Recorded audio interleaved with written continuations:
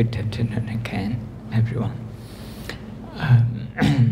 As your teacher had just said, mindfulness is a skill that we all need in stressful circumstances.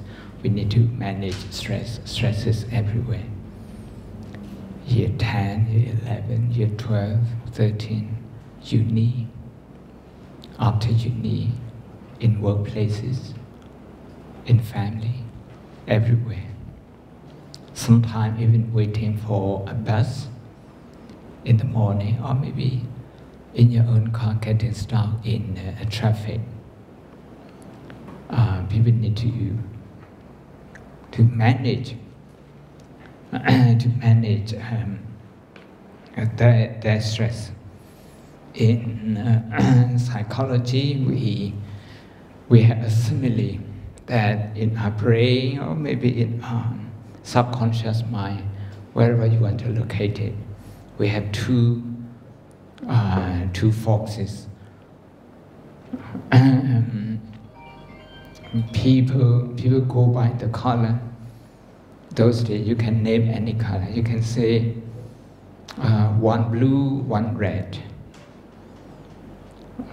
The blue fox. It's something, the red one is something else. They don't really share food. The food that the red fox is interested, the blue one wouldn't have looked at it. This actually is about our emotion. It's also about our brain. Our brain. We call this sympathetic system and parasympathetic system. Sympathetic system is when we have a lot of stress and we react through fight and flight, or sometimes freeze. We fight it. We don't accept it, we fight it.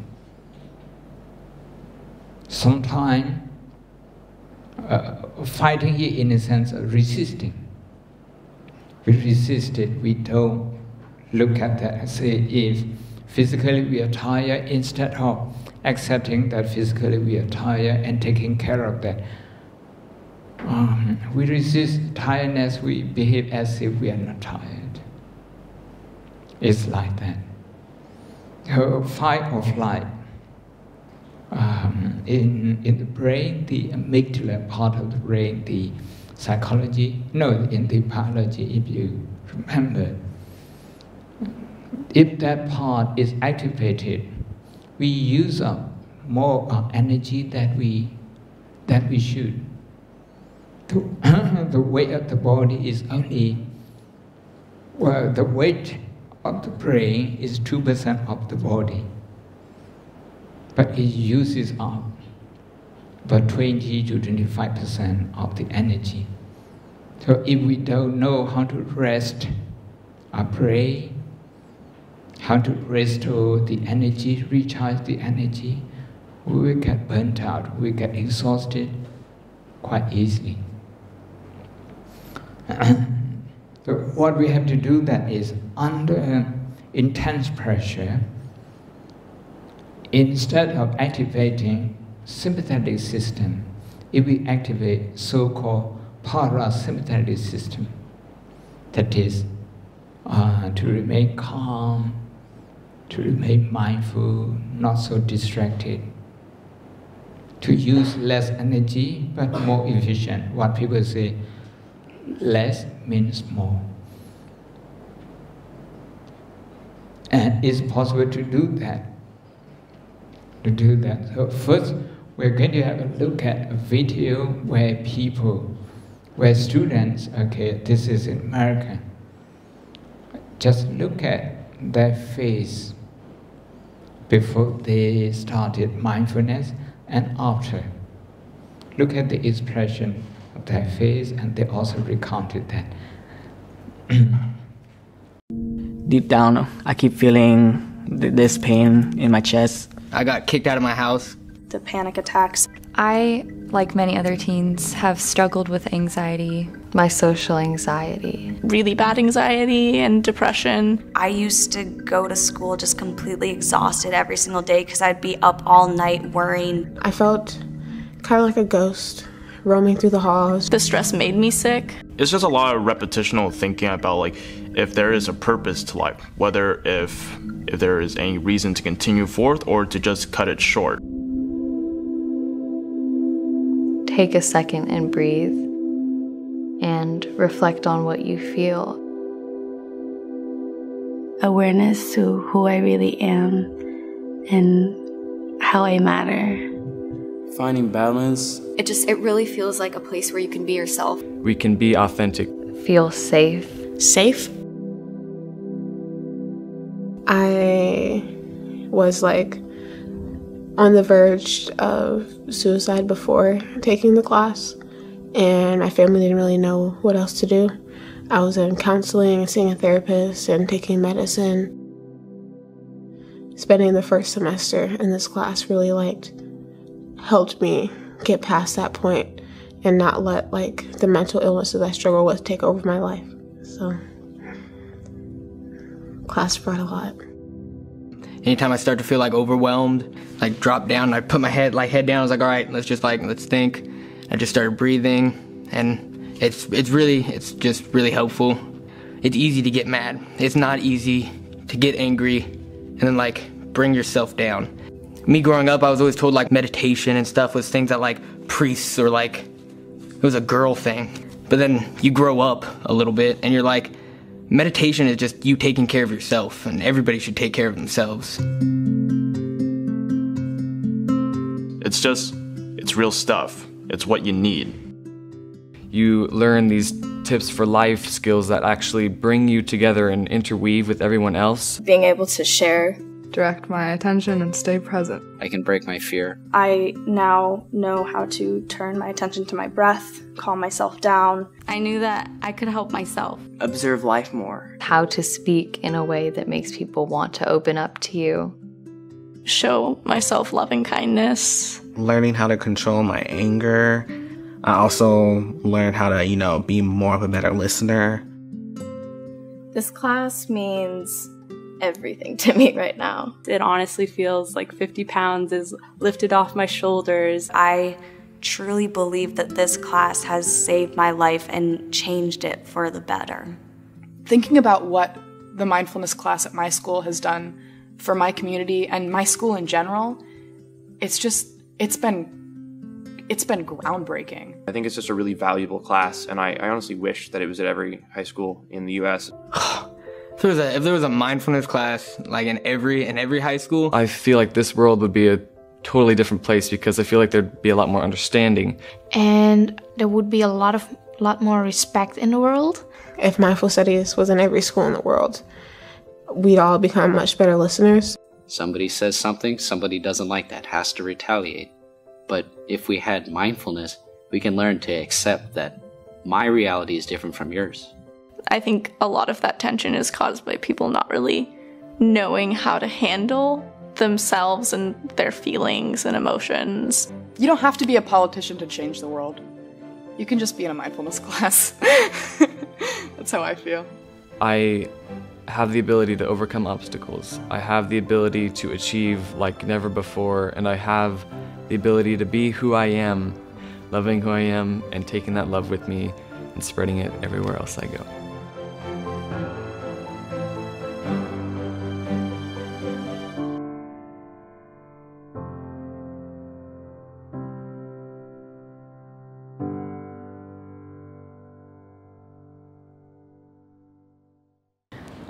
They talk about the social distress as social pressure. Social pressure, people compare with each other or maybe from expectation. And can I ask you what would be the source of your stress? What would be the source of your stress? What causes your stress? Is the exam? Part of it. And what else you can think about? maybe like sometimes I tend to overthink on certain things. Overthinking, we call this autopilot thinking. Yeah, okay. And what about you? Mostly just exam pressure. Exam pressure. Expectation coming from yourself, from your parent to perform. From yourself.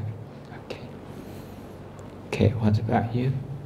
Exam, and sometimes I might overthink about what I will do after studying here. Yeah, that's thinking about the future. Exam and I struggle with anxiety. anxiety. Exams, Mm. as well as like I have a lot of burden on myself Mm. and my self-expectations. Yeah. We can learn to manage all of these because we can't really avoid anxiety or exam, pressure, stress. We have to live with them, but we have to learn how to cope with them. What about you? It's just uncertainties about the future. Uncertainty about the future, yes. Yes. Can learn how to cope with this through mindfulness. And what about you? Exam. USA visa ban. US visa ban. Overthinking. Overthinking. Yeah. Yeah. Okay. And what causes you stress? I think it's myself because I can't fulfill what I need to do. So I'm stressed about what I can do. Okay. And I'm stressed about my future. about your future. I'm stressed about IGCSE. About IGCSE. Partially just exams and living up to expectations. Yeah, living up to expectation and exam. Yes. Yes, exam. What about you? Exams and social anxiety. Exam and Social anxiety. social anxiety. The future. Exams and uncertainty of the future. Mm. So the thing that I'm stressed about is the exams as well as the uncertainties about the future. Uncertainty So unfortunately, we're living in Tanya, which means it's endless suffering, lifeless struggle of death. So apparently, I use mindfulness technique to calm myself down and achieve nirvana, which means nibbana in English language.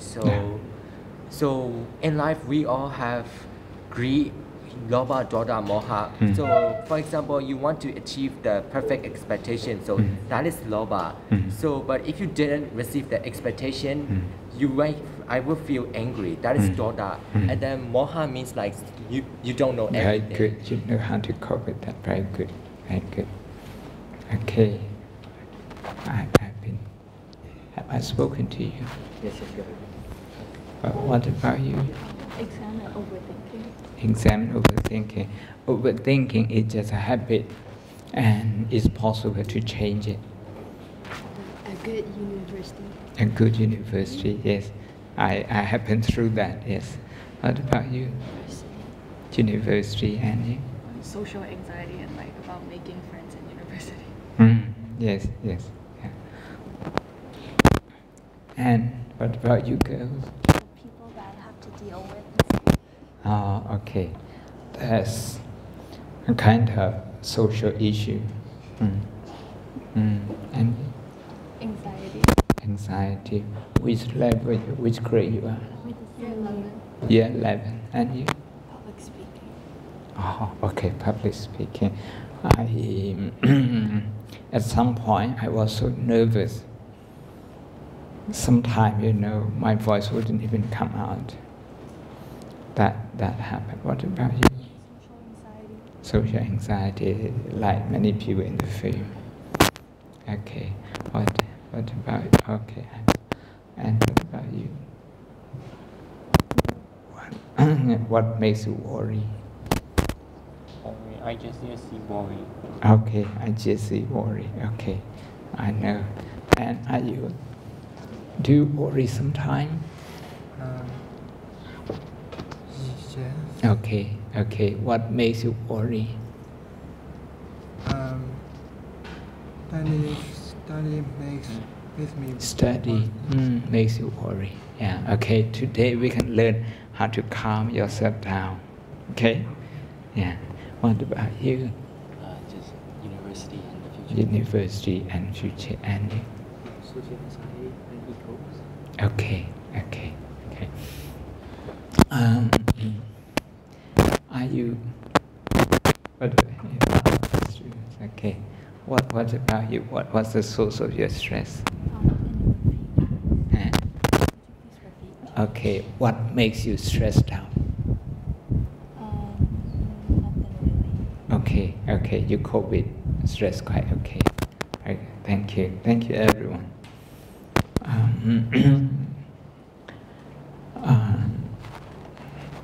Like you have seen in the film, I'm going to introduce you to mindfulness, but first I want to watch another short video with you. The focus of mindfulness is called non-judgmental mindfulness. Non-judgmental, the last one, not so. The last one, we have a look at this one. Hello everyone and welcome to Kernel of Wisdom. I'm Joelle and today we are going to continue our conversation about the 7 attitudes of mindfulness by talking about non-judgment. Don't judge me for this dance.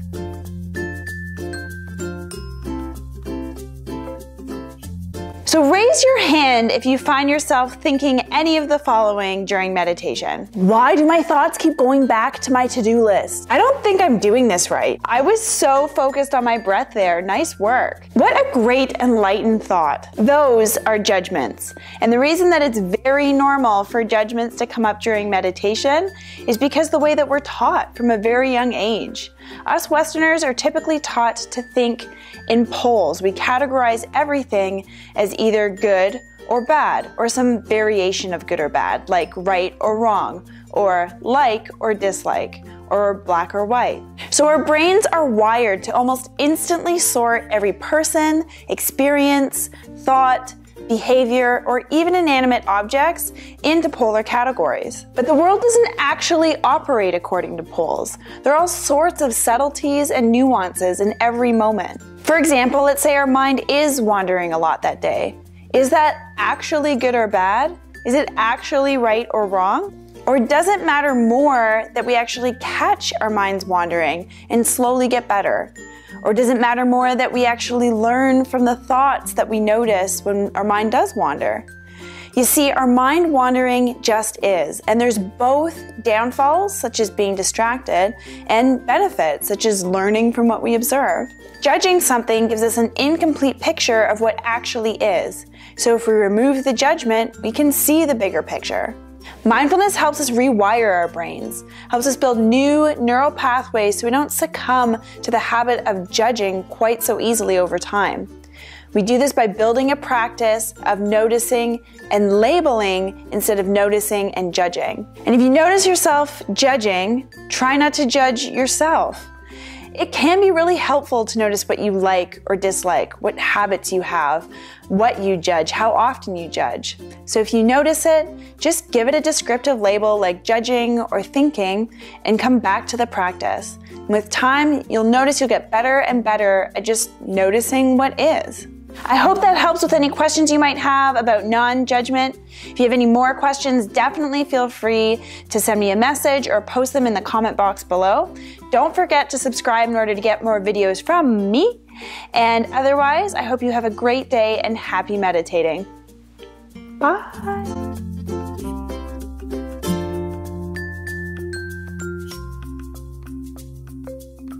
This second video is about technique. The first one is the benefit of meditation, mindfulness meditation. This one is the technique. The overarching principle is not to judge. You may have worry. What you do is you notice it, you label, this is worry. This is not to say, I am worried, not to add I, to separate yourself from worry. Okay, if there's overthinking, not to identify with that overthinking. I am overthinking.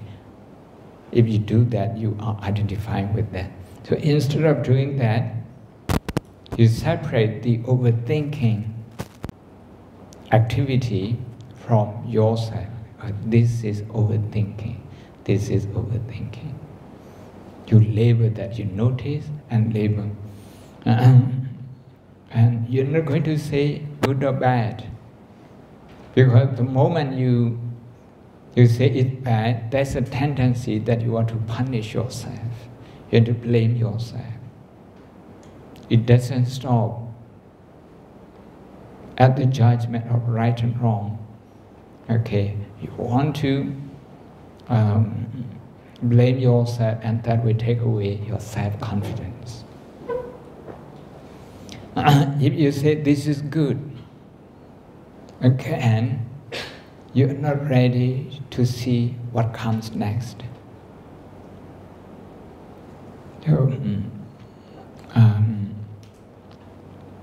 I have termed this process as 3R: register, release, and return. Register, you just register your thought. If a wandering mind happens, you just register, oh, this is wandering, this is wandering. If worry arises, worry by exam, you notice this is worry, this is worry. Or this is anxiety, this is anxiety. Notice it slowly, meaning you register that. Anxiety, anxiety.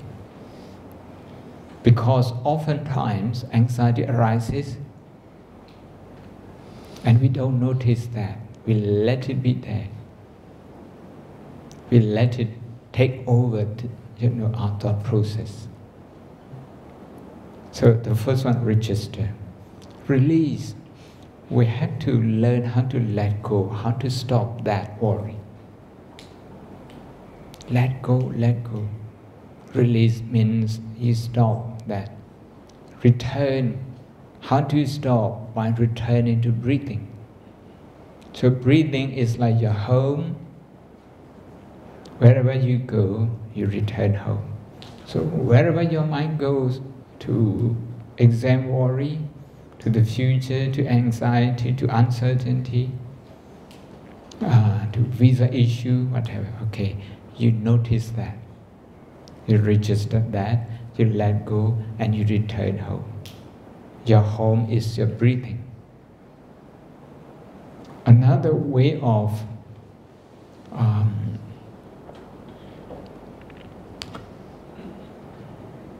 another metaphor that we use to manage our thought like that is to distinguish between host mind and visitor mind. Some of the thought we have to consider them as visitors, as a guest. So if anxiety comes in, you treat that as a visitor. Hello, anxiety.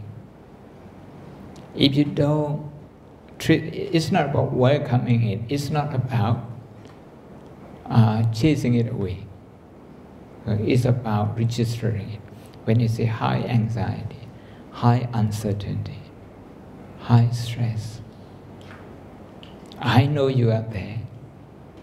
Hello, stress, I know you are there.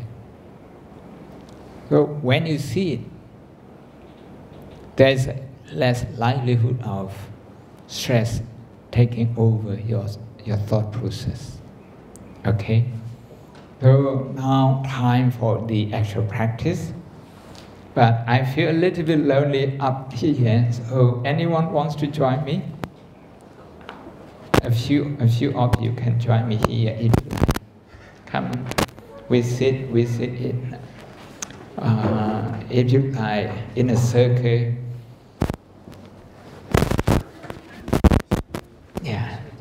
Yeah, in a circle,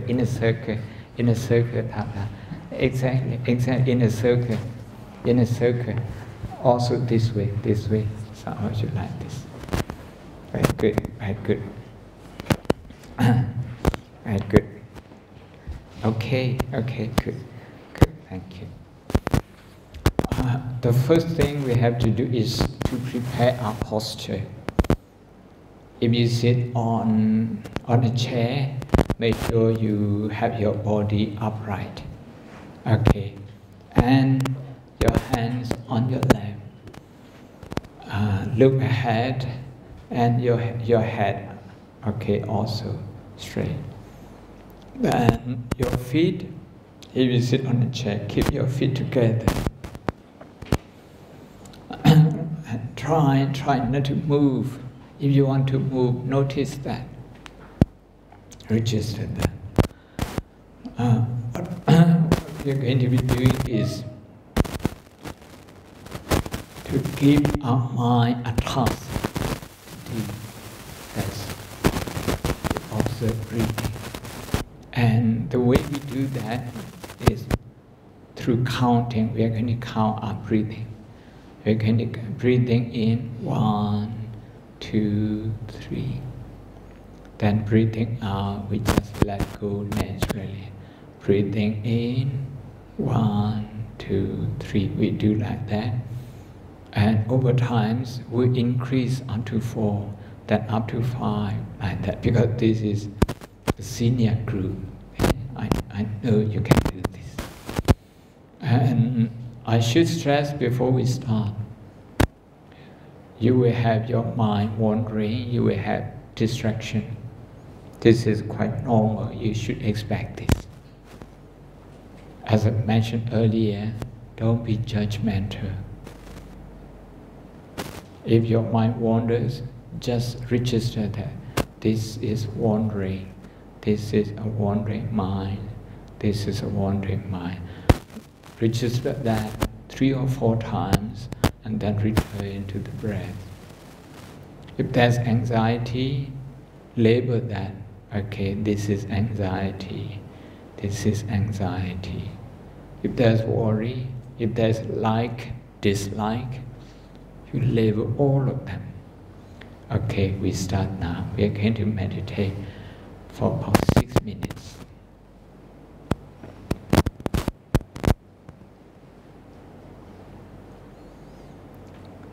Deep and slow breathing.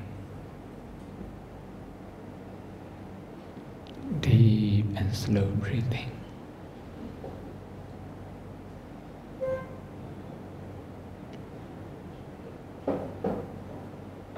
We are not trying to have perfect breathing. We're just appreciating our breath that is there.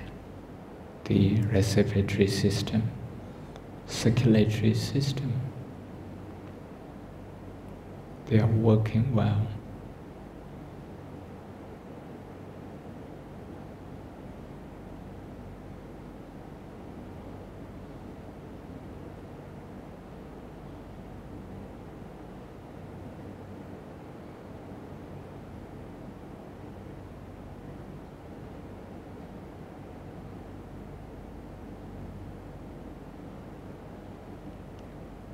Deep and slow breathing.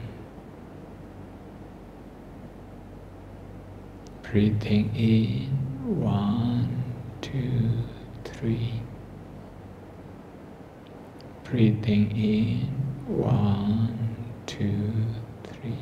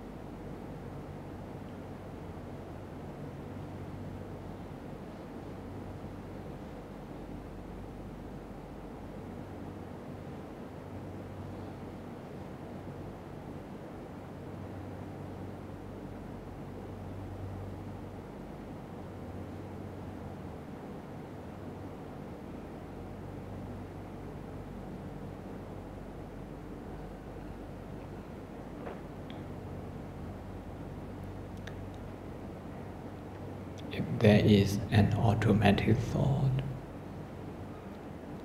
just register that, label that as auto mind or auto thought,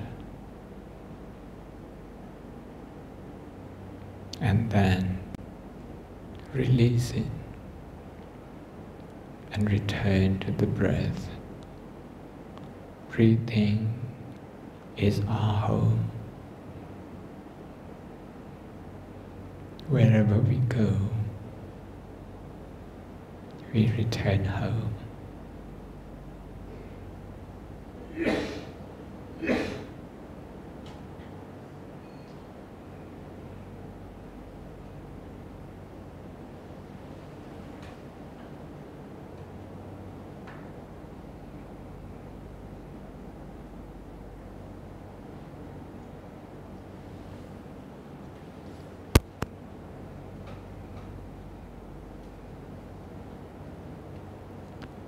If you feel discomfort sitting in the same posture, not moving, then you notice the discomfort and the desire to move.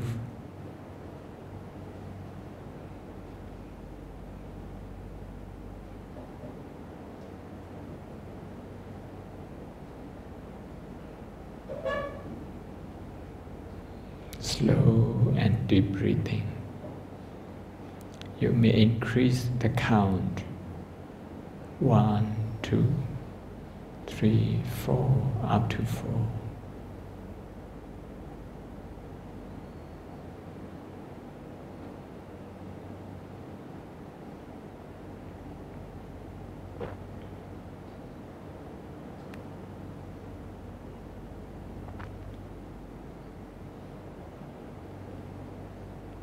From time to time, check your shoulders. If it's tense, then breathe in and out, relax.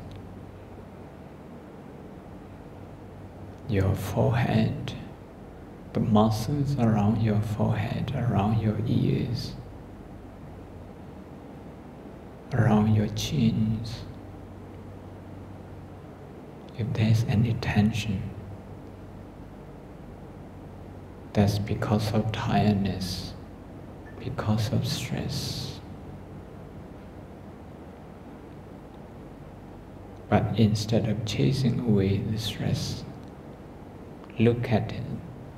Look at the stress with kindness.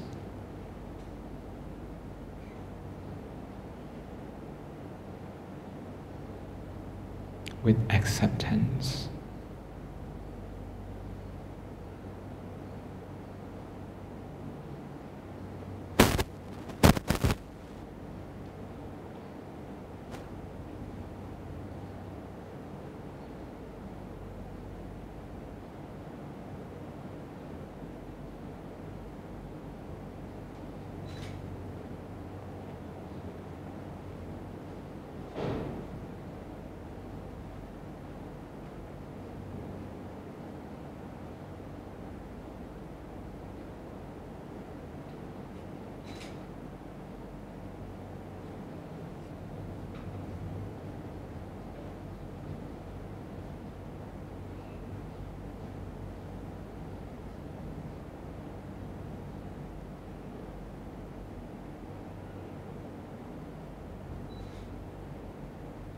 Also check your hands if you feel tense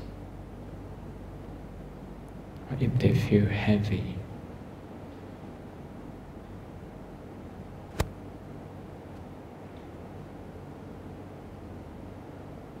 That would be the opportunity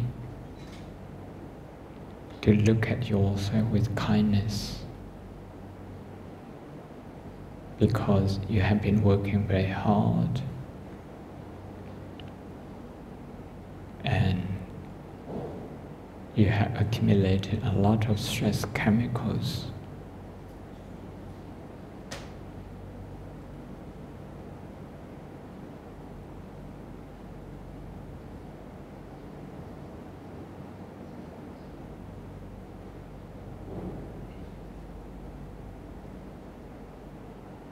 Don't blame yourself for the wandering mind,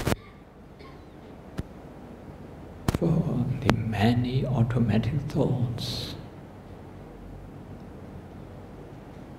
We're just learning about them.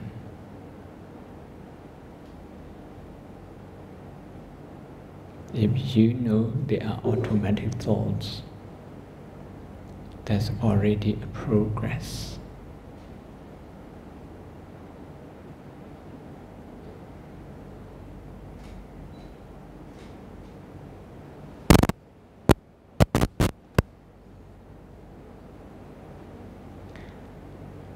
We are going to increase the counting and count down and restore. We are going to increase it up to 7. Breathing in deep and slow, count 1 to 7.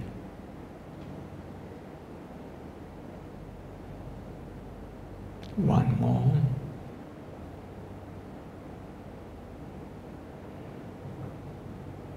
One more. Once more.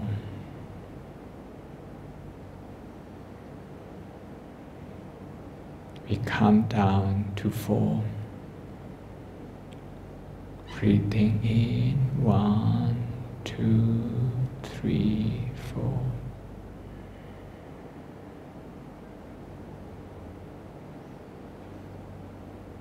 Once more.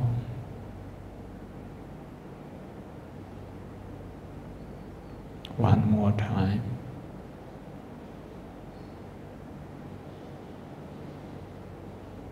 And we count only 1, breathing in 1. Deep and slow. Again, breathing in.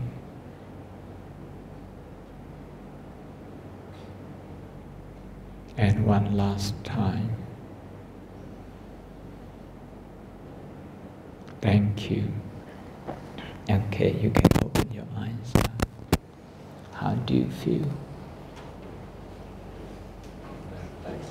You feel relaxed? What about you? Sleepy. Okay, and you? A little bit uncomfortable. That's the posture. What about you?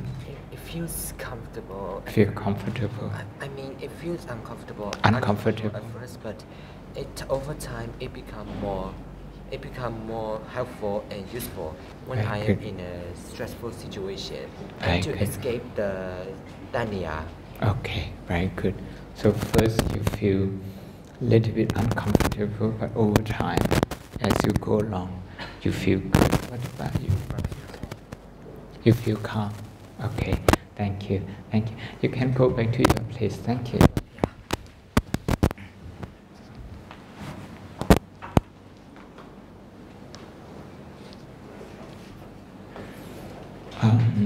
My message for this first part is non-judgmental mindfulness. Just remember that word. You will become aware of many things through the senses, what you see, what you hear, what you think. And we can't stop being judgmental, but we can train to be less judgmental. The less judgmental we are, the less burdensome our thoughts become. The next bit is a different focus. We still use mindfulness. We're going to focus on appreciation. Appreciate, and especially to appreciate our effort.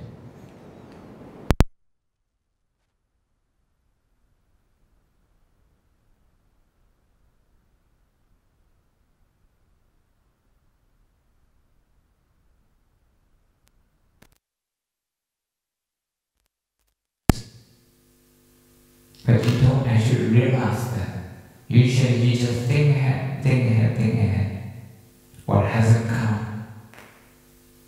So, what I'm going to ask you to do now is to focus on something positive in your life, something that you enjoy, and you put in a lot of effort. What would be the subject you enjoy most? Biology, I'm going to ask you to focus on all the chapters, the titles, and then the pictures, the theories, the drawing, and your own effort putting into that, learning the first time, and then the revision, like that, in the class, and then on your own.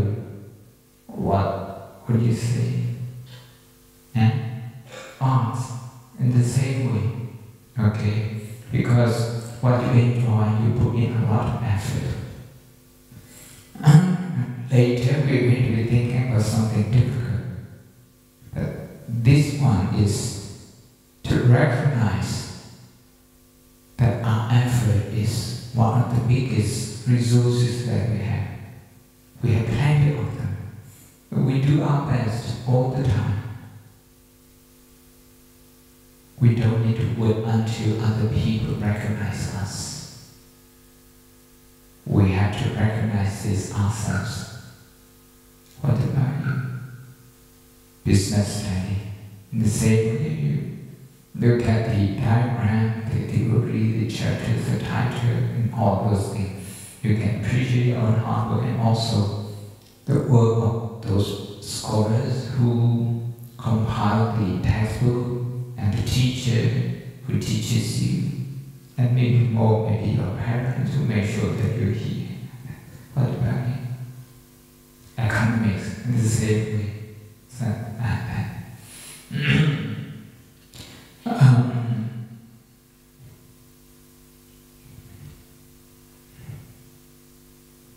the easy part and the difficult part.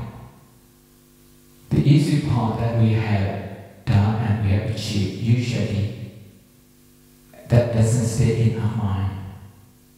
We are worried about something that we haven't accomplished.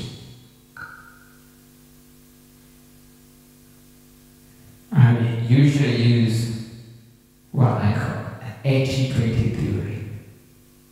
You have done 80% of your work, 20% you still need to work on. But you worry about the 20% using 80% of your time and energy. The 80% that you have already accomplished, you hardly think about it, you hardly celebrate that. People usually pay only 20% of attention to the 80% that they should be celebrating.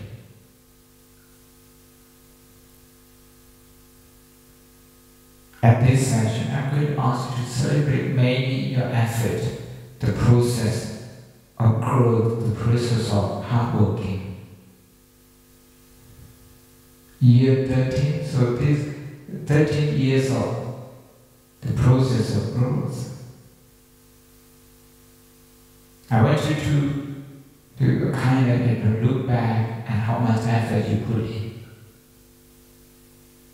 Just to be here, sitting here today, or sitting your exam, doing your exam. A-level exam, GCSE and GCSE.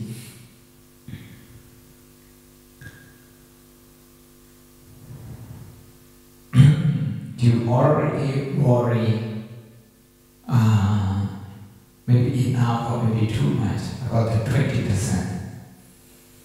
But the 80% you haven't connected, okay, with, that's in your hand, something that you can celebrate.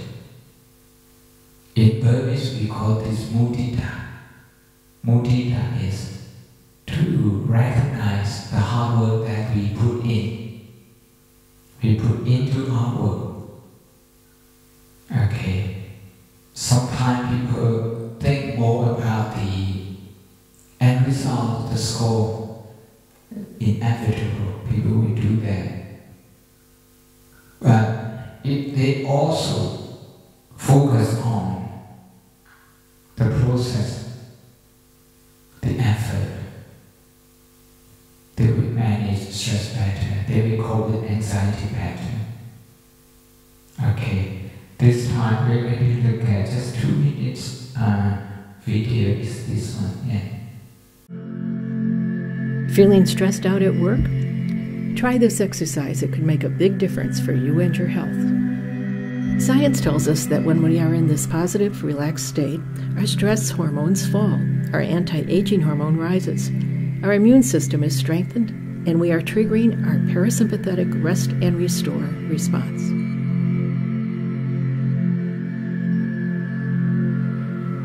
Put your awareness on your heart and feel your heart.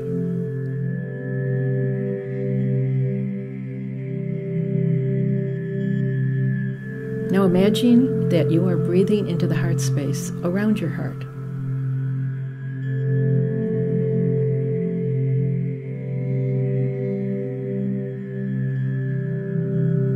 Breathe a little slower and a little deeper than usual.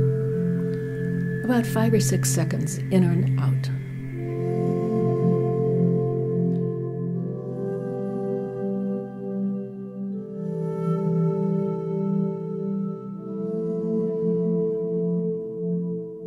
Now bring to mind a positive aspect of your life, or a person or a place that you appreciate, and let yourself feel that appreciation, that gratitude.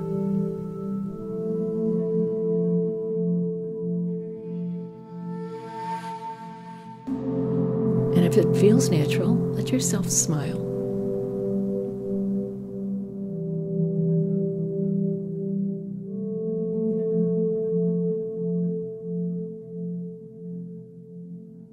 Now radiate this feeling out to your family, to your friends, your co-workers, the campus, the city, the planet.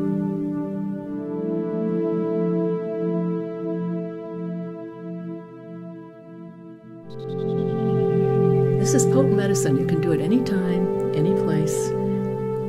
You are your own pharmacist.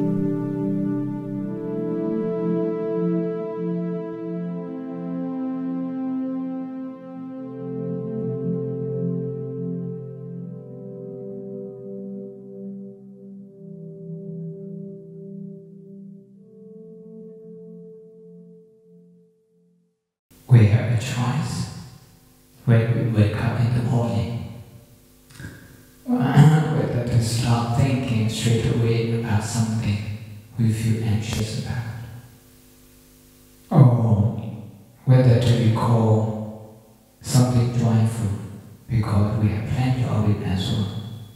We have plenty to worry about and plenty to celebrate.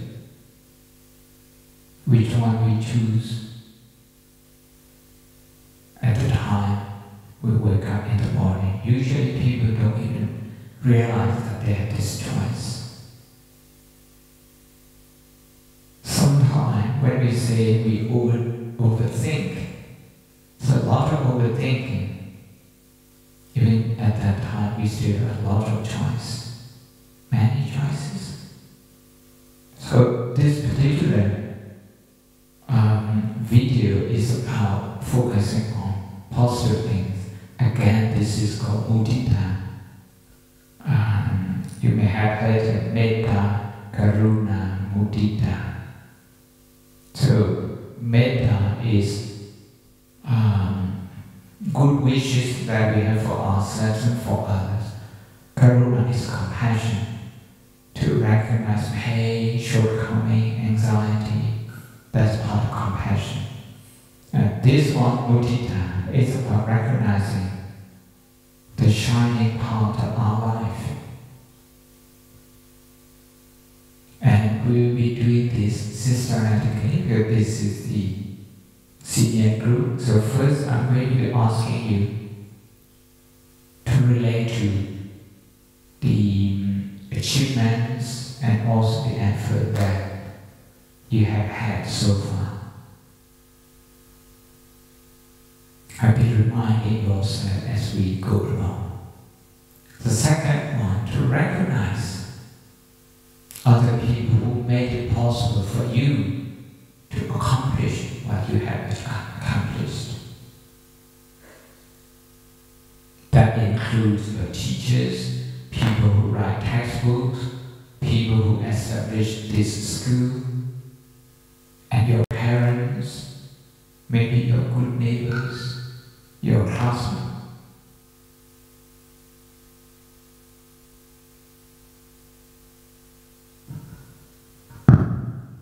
And all those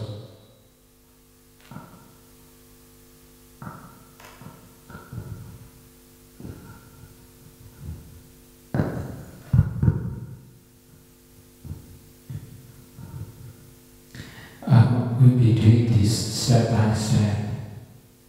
The reason that we have to expand that is to make sure that we grow our capacity to appreciate. Okay. Again, we're going to do meditation, appreciation meditation. Anyone wants to join me here? Okay. Thank you. We sit in a circle. Please come. More can come. We can have up to 7 or 8 people. Yeah. You want to come, please come.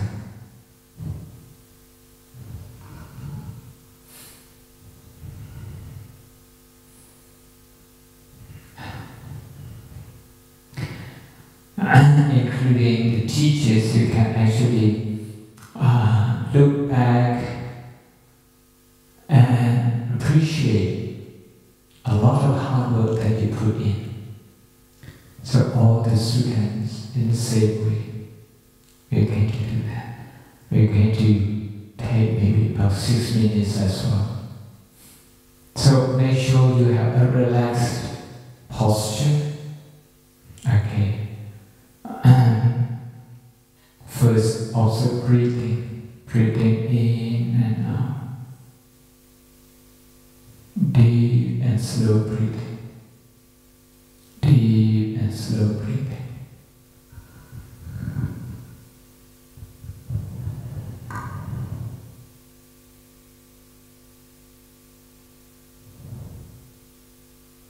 Trying to check the muscles around your forehead. It is tense. The muscles around your eyes. Breathing in and out, slow and gentle.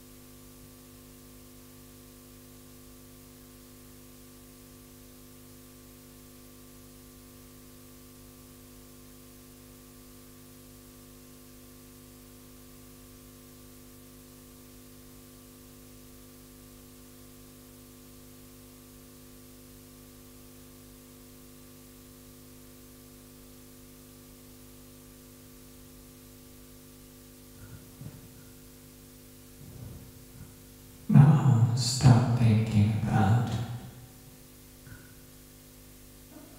your hard work and the achievements. If you have just had your exam, think about all the hard work that you put in.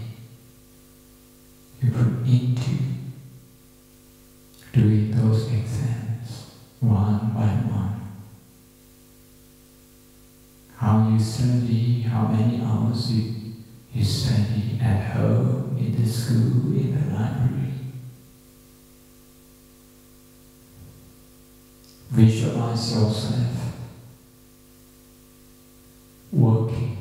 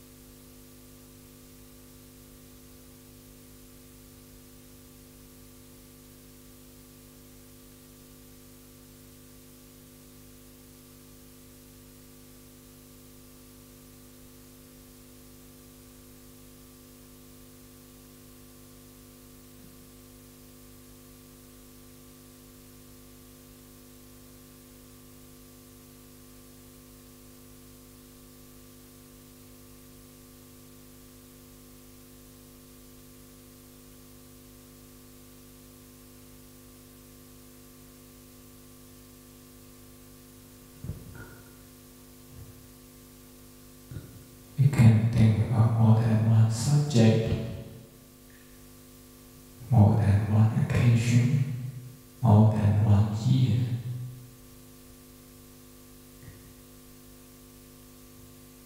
When you're connected with positive qualities in yourself,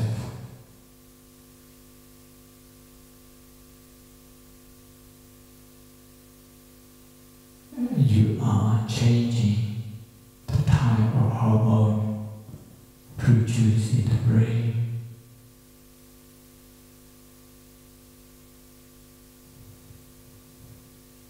The hormones causing stress, as you know, are like cortisol hormone, adrenaline,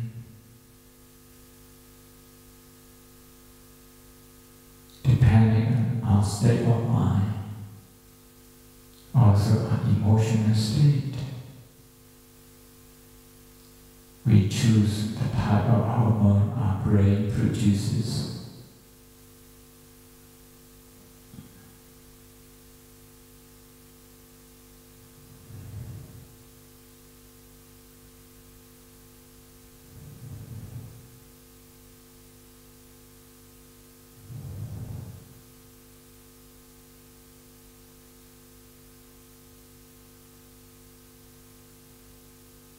Think about how you study, the subject you enjoy most. Maybe arts. By the way, Maybe economics, business, IT, pure sciences such as biology, physics, chemistry, or maths.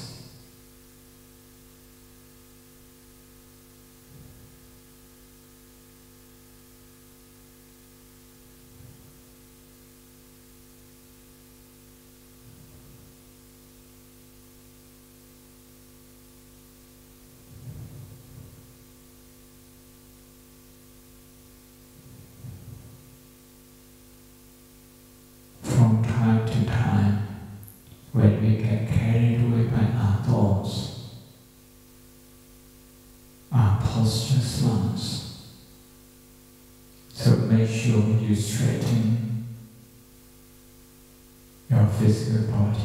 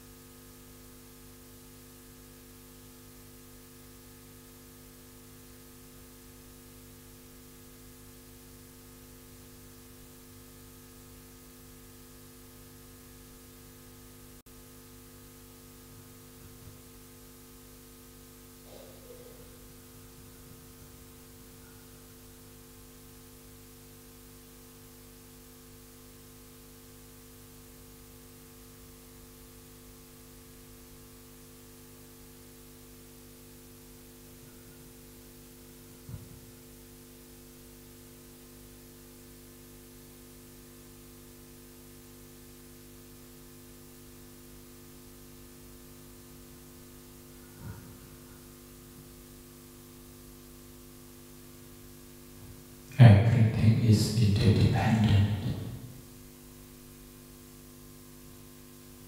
Even our success, although it comes mainly from our own effort, we still have to rely on other people. And we should give credit to them, we should recognize their role, starting from our teacher.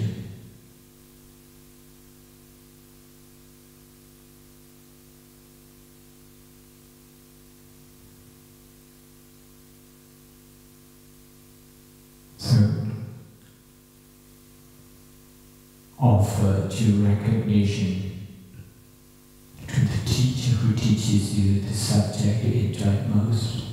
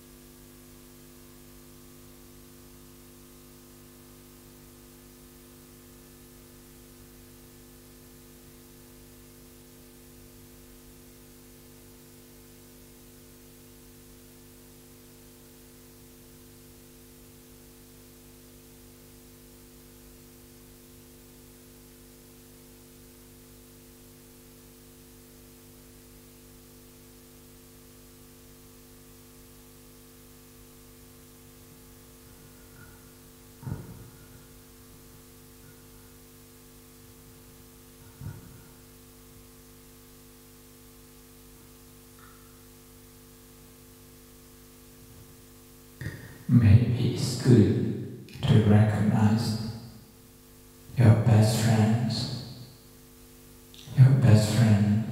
hard work and achievement.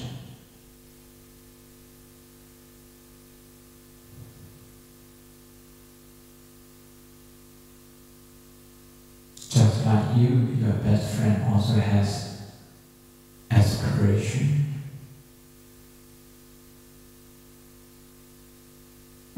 They want to make their life a success.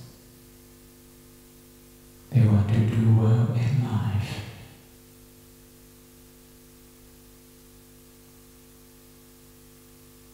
Visualize your friend working.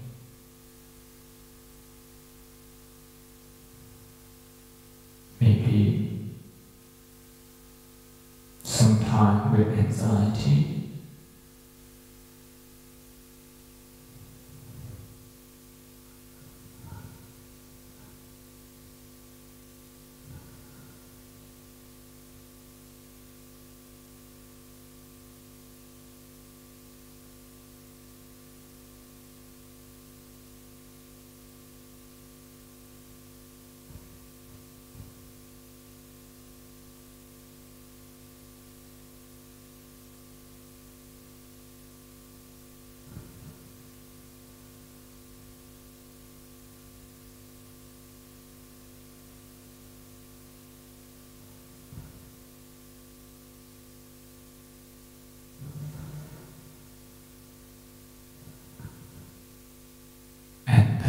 Your parents.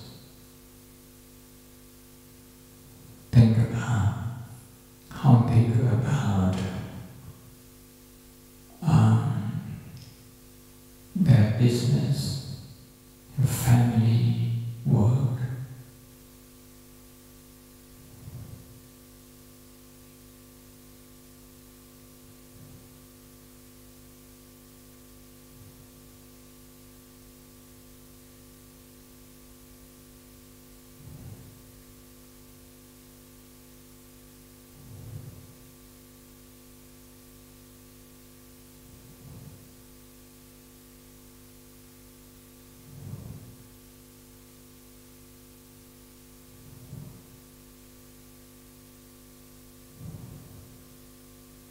Sometimes we think about our parents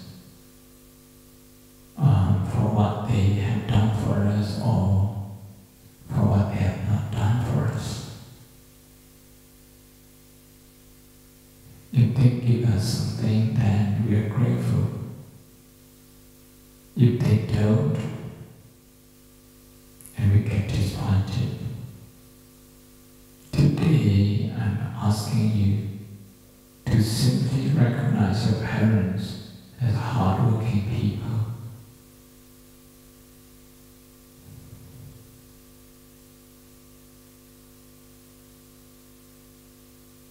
Who want to make their life a success.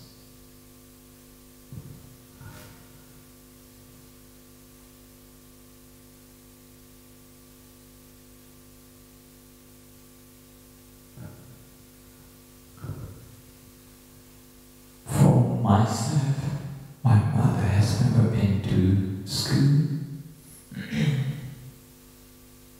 In the area she was born.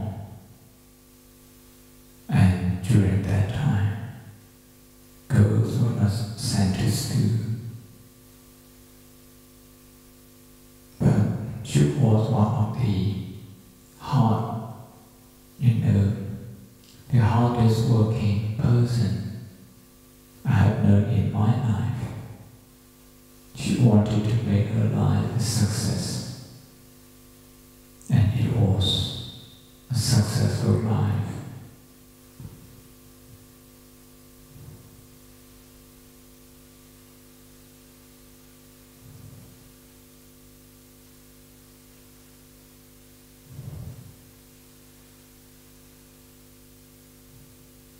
Now please come back to yourself. Think more about your hard work, where you have done your best. Maybe in the previous years.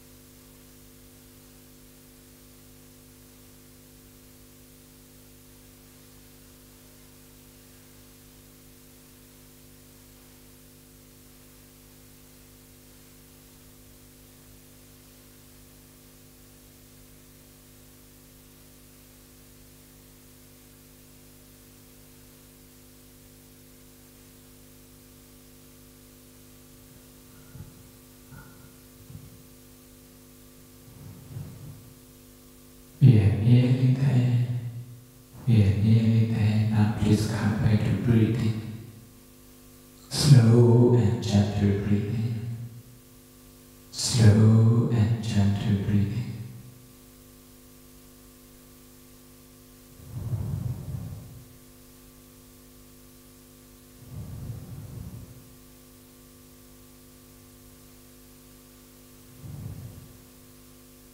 Thank you. Okay, you can open your eyes now. Thank you. Okay, go back to your place. Thank you.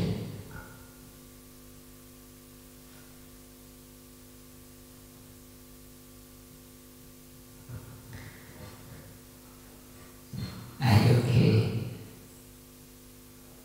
In Canada, chạy đó xem video này, chạy đó xem video này, chạy đó xem video Canada.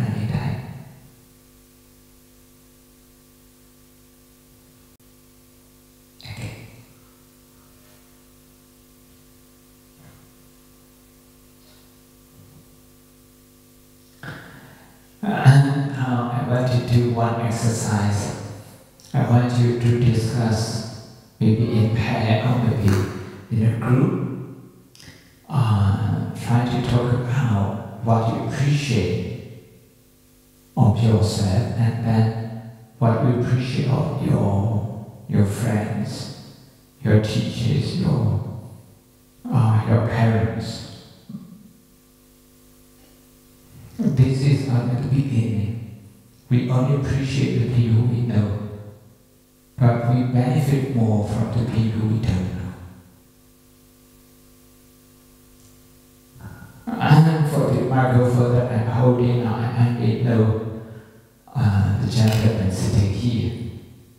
I don't know who invented this. I don't know who paid for this. I don't know who transported this microphone to this place. But all the people I don't know, they are equally essential, just as this young man. Just like that, in life, the people, who contribute to the comfort of our life that we have in life, many of them will remain unknown to us, unnamed to us. So in Buddhist practice, the way we do is to extend the appreciation to the people we don't know. Okay, to the people we don't know. If you talk about your biology, it has taken many generations of researchers to do research to come up with the textbook that you have in hand, just to make sure that the theories, the practice that are there in the book are correct and shared with as many people. We know very little about them and the support that they get. Okay, now please discuss in pair the appreciation. Okay, start from yourself and then you expand it outward.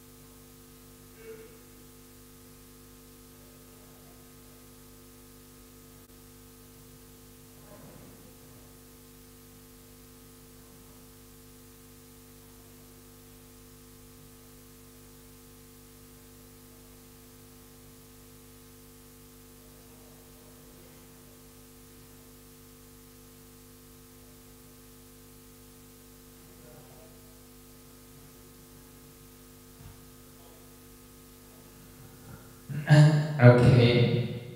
Okay. Can you actually share with us what to appreciate? What to appreciate? Can I begin here? Okay. What do you appreciate? I appreciate my mom for taking care of me and giving me food to eat, and just being a good mom overall.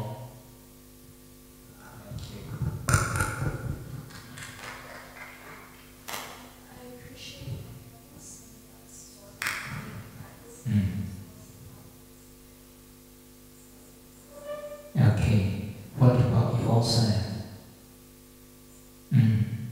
Do you appreciate yourself? You guess you're not quite sure. We mustn't forget ourselves. Okay? And there are many things that we can appreciate. We form this habit of appreciation, not forgetting ourselves.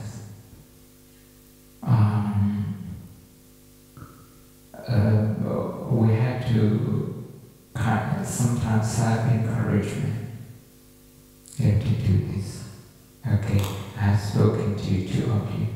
Hello, what about you? Can you share with me a little bit? The teachers in this school,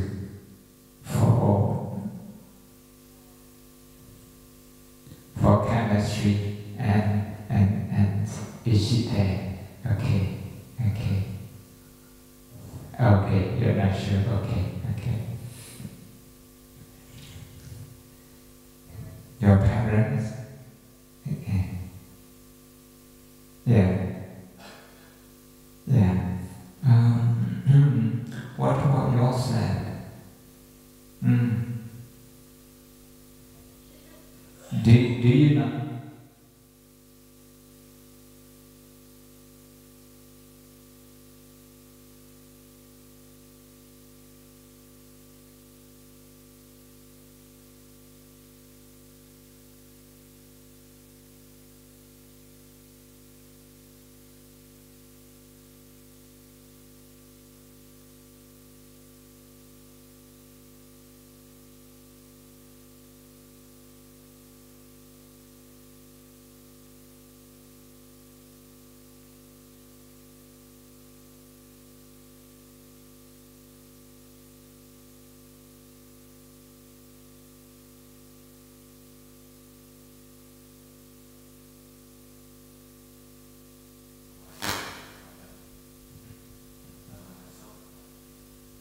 Okay, yourself, your parents, and you.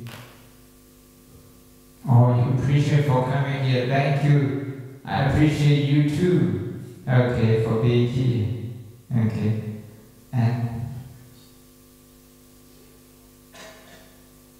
you appreciate me for teaching you mindfulness. Thank you. You have to appreciate the people who made those videos. I actually got them from YouTube.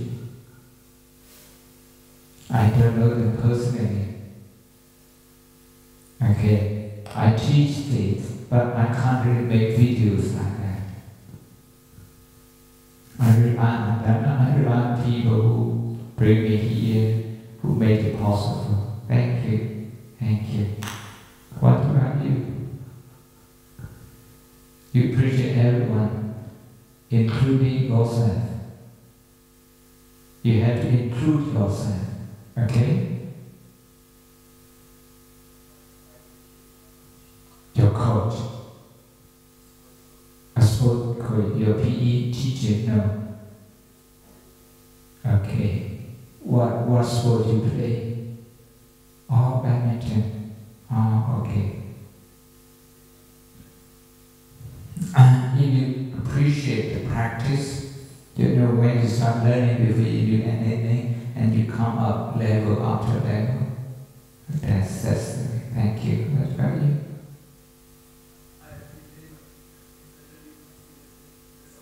Your CS teacher, your CS teacher.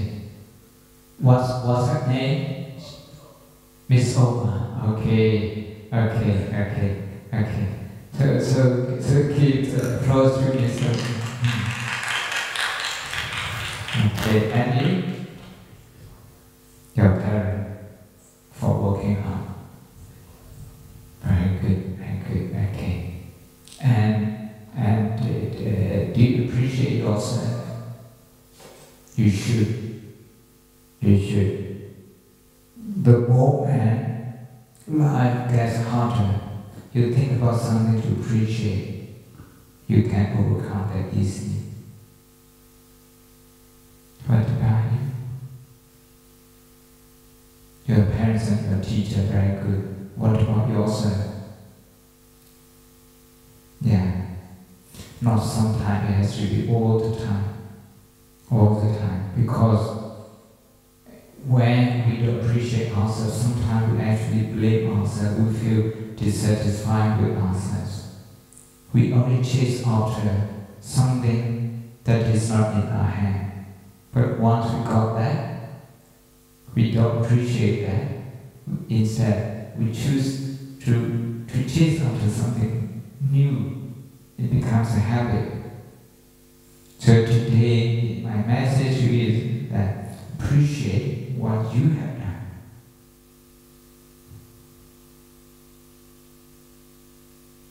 Your close friend will be there for you.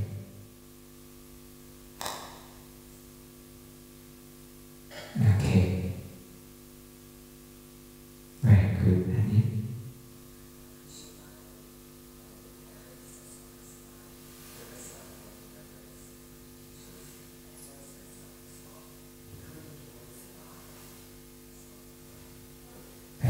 Very good. I want to repeat, okay, almost every rule, not to forget yourself. And which year you are now? You have been in school long enough, now you're leaving. So much to appreciate. But if you just think about me, and not the journey that you have already covered, you feel as if you haven't got anything sometimes. Yeah. Actually, you have a lot in the back already. What about you? Friends and family. What about yourself? Very good.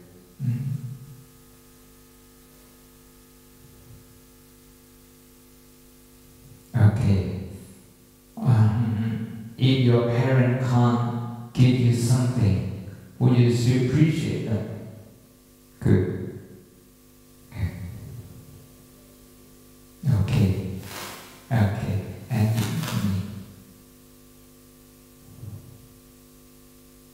your mom. Okay. And you?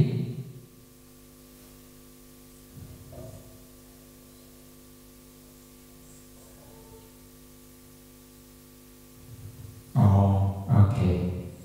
Who would then at your graduation? What about yourself?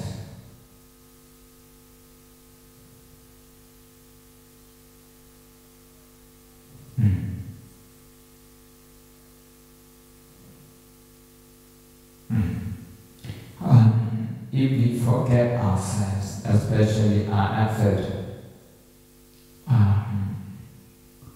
we can lose motivation quite easily because we lose contact with what we have. And equally, friends and family, what about yourself? Oh, you appreciate your own patience, very good. I need that too. I need that. I'm not that patient sometimes. All right.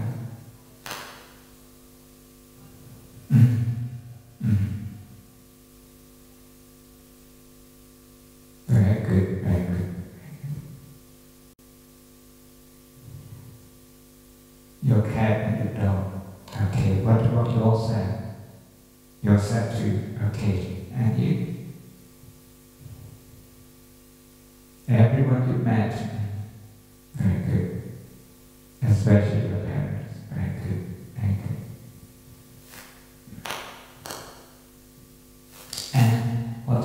you want to appreciate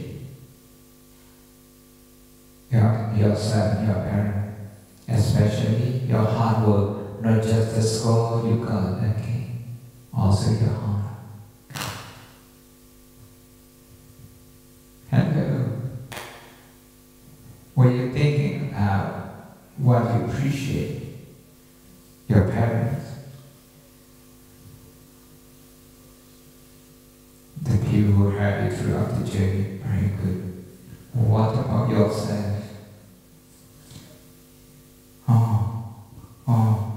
You don't think about yourself. It's okay to think about yourself and to appreciate yourself. That's okay. There's nothing wrong with that. We just have to appreciate other people as we appreciate ourselves. That's all. But forgetting what we have done, our best, what we have achieved, that will make us poor. Okay? What about with me?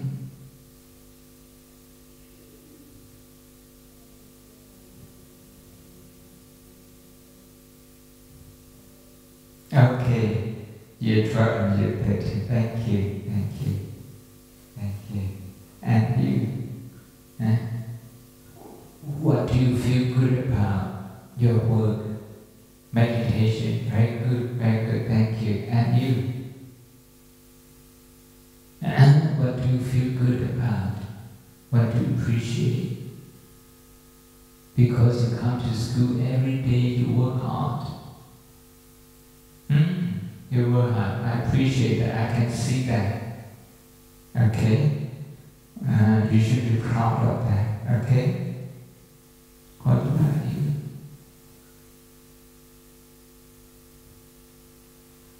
Along here, more than 10 years, there's plenty to appreciate.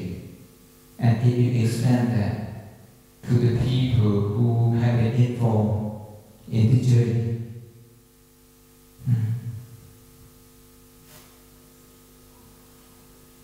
childhood teaching. Oh, very good. How to be a good human. Very good. Okay, thank you. I think we have a short break. We have a short break, maybe 15 minutes. 15 minutes break, and then we come back. We have 2 more videos. That means 2 more exercises. One is growth mindset. The other is the science of happiness. Okay? Okay, sure. So we have a break. Okay, thank you.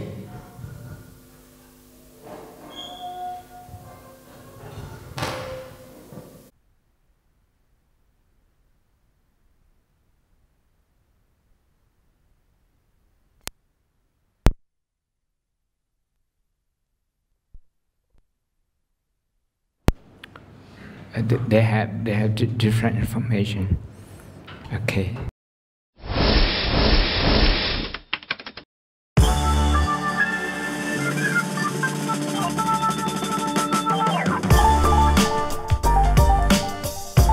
So check this out.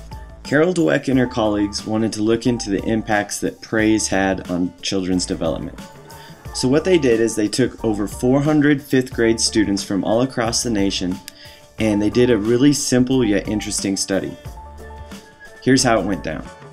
They gave all the kids a really easy non-verbal IQ test. There were 10 questions, and at the end of the test they praised all the children in one of 2 ways.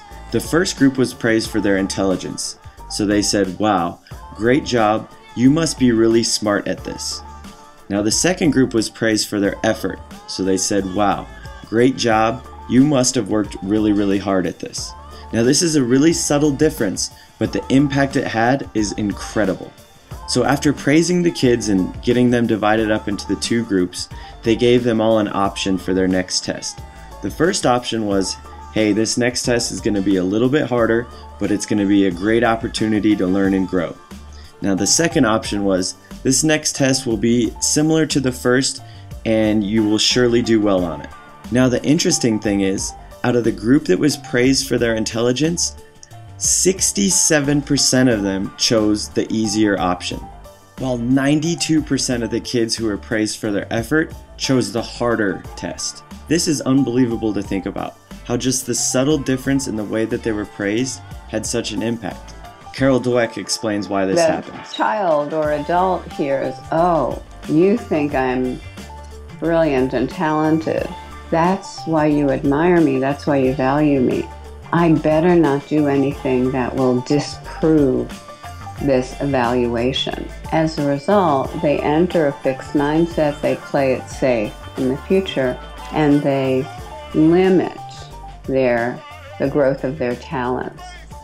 Whereas focusing on the strategies they use, the way they're stretching themselves and taking on hard tasks, the intense practice they're doing, those are the kinds of things that say to a child or an older athlete, it's about the process of growth. As a result, they don't feel, oh, if I make a mistake, you won't think I'm talented. They think, oh, if I don't take on hard things and stick to them, I'm not going to grow. Next, Dweck and her colleagues gave all the kids a really difficult test. It was one that they would surely fail, but they wanted to look at how the different kids attacked this challenge. Dweck noticed that the group that was praised for effort worked harder, longer, and actually enjoyed this test more than the group that was praised for their intelligence. This group got really frustrated with this test and had the tendency to give up early. After this artificially induced failure round, all of the kids were given a third and final test. Now this test was the same level of difficulty as the first one, but check out the results. The group that was praised for their intelligence actually did worse on this test than the first one. Their average score actually dropped by 20%, while the group that was praised for their effort did significantly better, raising their average score by nearly 30%. This is a 50% difference in performance that was caused by a few subtle differences in the way that they were praised. This study shows how praise can either make or break a child's development. I mean, we all do it. We all want to be positive with the children we work with, so teachers, coaches, parents are always looking for ways to support their kids and tend to praise them quite a bit. So we need to look at research like this and realize, okay, praise is a good thing and there's nothing wrong with being positive, but we need to be very careful about praising someone's intelligence or abilities and focus more on the process and the effort that they put forth. I think this is a pretty easy fix that will help us develop growth mindsets within the kids that we work with. And as all the research shows, having a growth mindset has a big time impact on the development of a child, whether it's on the court, in the classroom, or just in life. Thanks so much for following along and watching this video. For more like this, visit championshipbasketballschool.com and click on the championship newsletter. We'll see you next week. Thanks, guys.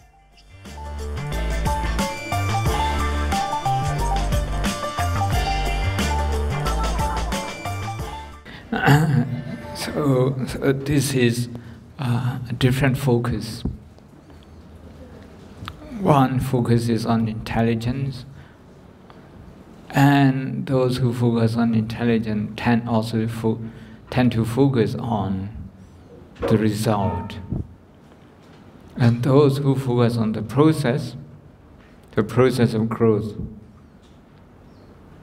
the effort, they tend to be more resilient in the face of difficulty, in the face of, okay, this day, maybe visa uncertainty, maybe uni uncertainty, all those things. The way we cope with that, it depends also on our mindset that we have. If we have to wait, we have to wait. We can't do anything. But during the time we wait, are we going to focus on something that will worry us, or are we going to focus on something that will calm us down? If we focus on the process that we have done our best, we remain calm, we reserve our energy, we don't exhaust ourselves. We're going to watch another video on the same topic, which is growth mindset. If you operate in the world of sports or education, you've most likely heard of the term growth mindset. It's a concept that's sweeping the world and changing and improving the way that people learn.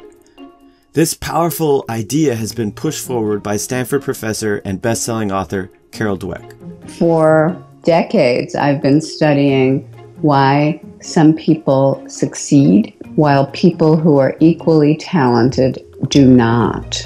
And over the years, I've discovered that people's mindsets play a crucial role in this process. These mindsets are really important when it comes to learning. Her work has uncovered two ways of thinking about skill and development. Some people have what's called a fixed mindset. They believe that skills and intelligence are set, and you either have them or you don't. That some people are just naturally good at things while others are not. In short, they believe that you are not in control of your abilities. Other people have what's called a growth mindset, and they believe that skills and intelligence are grown and developed. So people who are good at something are good because they built that ability, and people who aren't are not good because they haven't done the work. In short, they believe that you are in control of your abilities. Really, the core idea here is people with a fixed mindset believe that skills are born. People with a growth mindset believe that skills are built. People with a fixed mindset believe that you can't or don't have to learn and grow. And people with a growth mindset do believe in their capacity to learn and grow. Dweck's work shows that mindsets have a major influence on people's ability to learn, and that people who utilize this growth mindset tend to learn, grow, and achieve more over time than people with a fixed.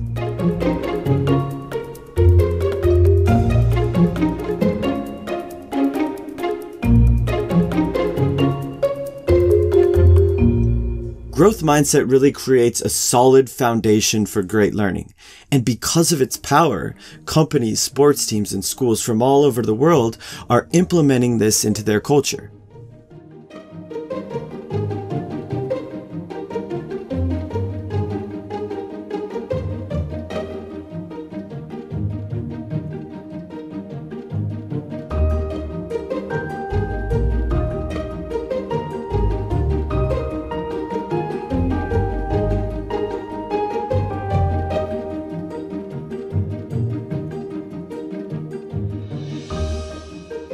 Over the years, we've worked with a ton of amazing groups to help instill this within their culture.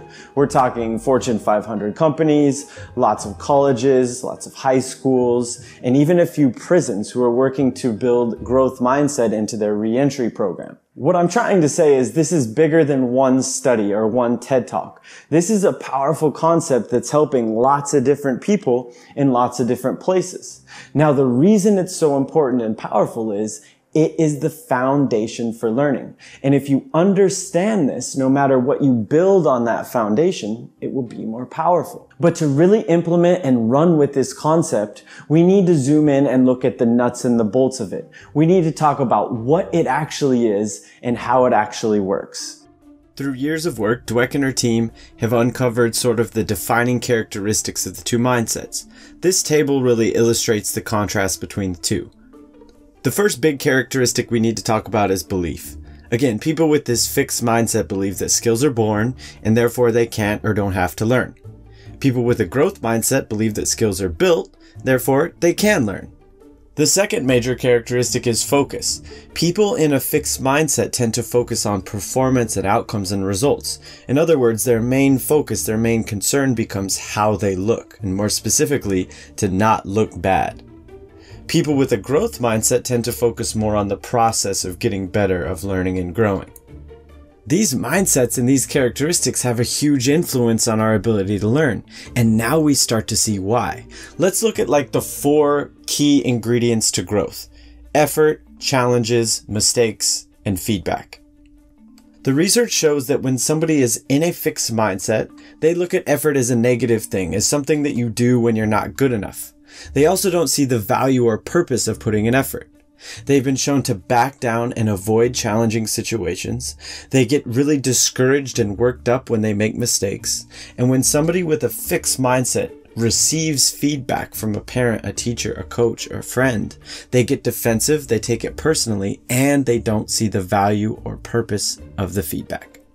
So in other words, people with this fixed mindset actually avoid and shy away from these 4 key ingredients to growth. Dweck and her team have shown that when people enter a growth mindset, they look at effort as a useful thing, as an important part of the learning process. They're actually more likely to embrace challenges and persevere and work through them.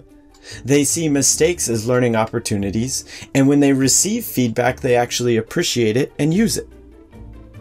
Now, the fascinating and important part of this table is to connect the dots between these key characteristics of the 2 mindsets and our actions and behaviors towards learning. Let's look at the fixed mindset side first. They actually shy away from putting in effort because they don't believe that they can change. They give up when they're met with a challenge and things get hard because they don't want to look bad. So in their mind, the challenge becomes a threat, and because they don't believe that they can change. They hate making mistakes and are discouraged by mistakes because if you're making mistakes, you're not looking good. And they don't see the value or purpose of feedback because they don't believe in their capacity to grow. So in one way or the other, every single one of these actions is a byproduct of these characteristics. And the same is true on the growth mindset side. They see the value and purpose of effort because they believe in their capacity to grow.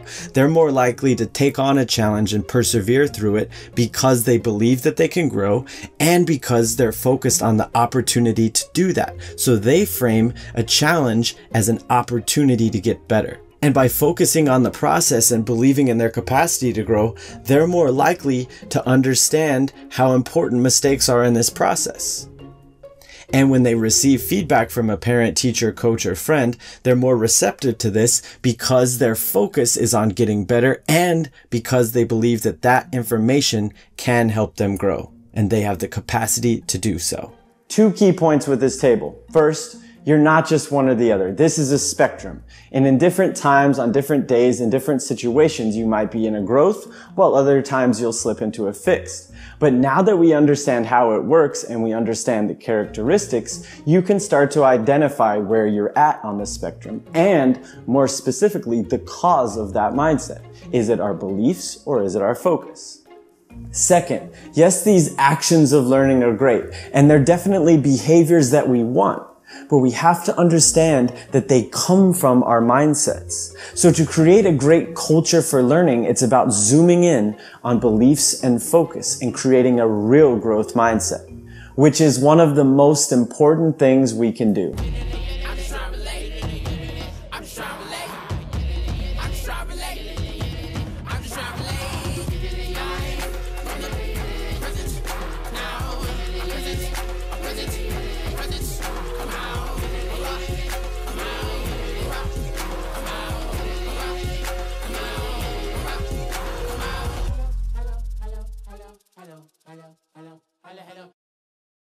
Okay, I've examined myself.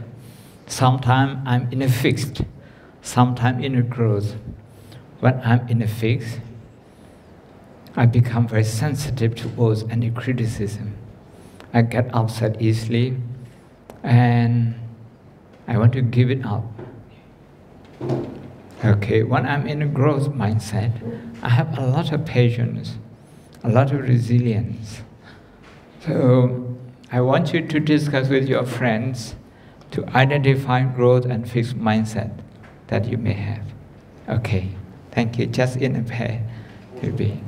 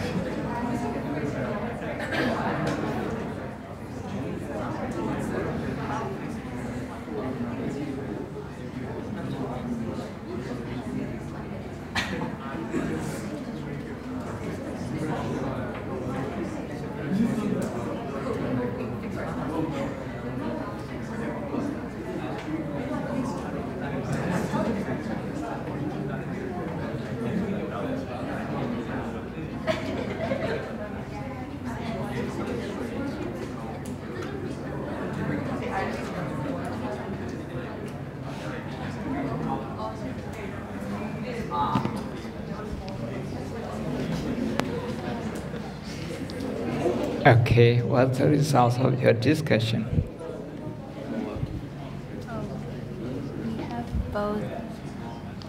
We have both a fixed mindset and a growth mindset, because sometimes when we have a fixed mindset, we like when receiving criticism, we feel hurt or upset, right?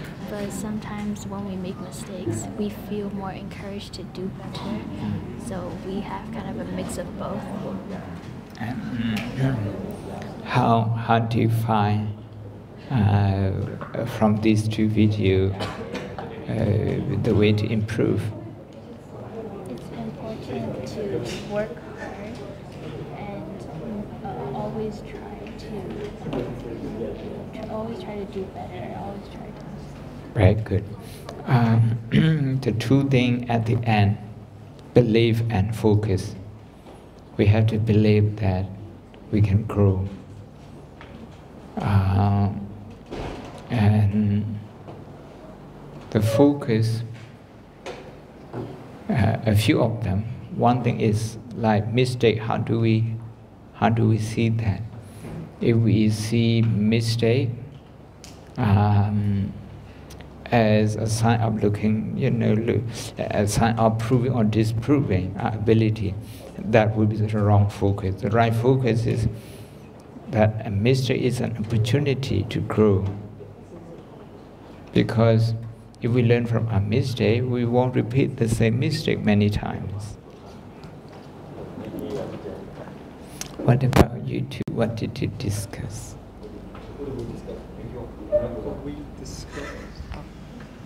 So we discussed that ultimately we switch between growth and fixed mindsets depending on our situation. Like for example, if we're going through examinations, we ultimately switch to a fixed mindset because we want to look good in front of our parents. We want to get good marks. And although we understand like the help mistakes and feedbacks can give us, we still feel very frustrated over the mistakes we made. And one of the things that along the way, throughout the year, we tend to focus more on the results rather than the full process. And that would have an impact of our motivation, because we wouldn't be as resilient in the face of difficult questions. If we focus more on the process, then we remain calm in the face of difficult questions. If we remain calm, it's likely that we will find solution. What about you? Say first. I think we're a mix of both. We are fixed because of like strict Asian parents. Yes. Because we tend to believe that doing mistakes cause failure. Yeah. But we also have a part of us which is a growth mindset. Because we wishes to learn. Yeah, Yes. wishes to learn. Yes. Yes. So we have to change our attitude towards mistake. We don't deliberately make mistakes, but when we do, we have to be not just to be kind to ourselves, but also think this is a good opportunity because we have identified our shortcoming And if we do that, we wouldn't, the shortcoming wouldn't remain shortcoming for a long time.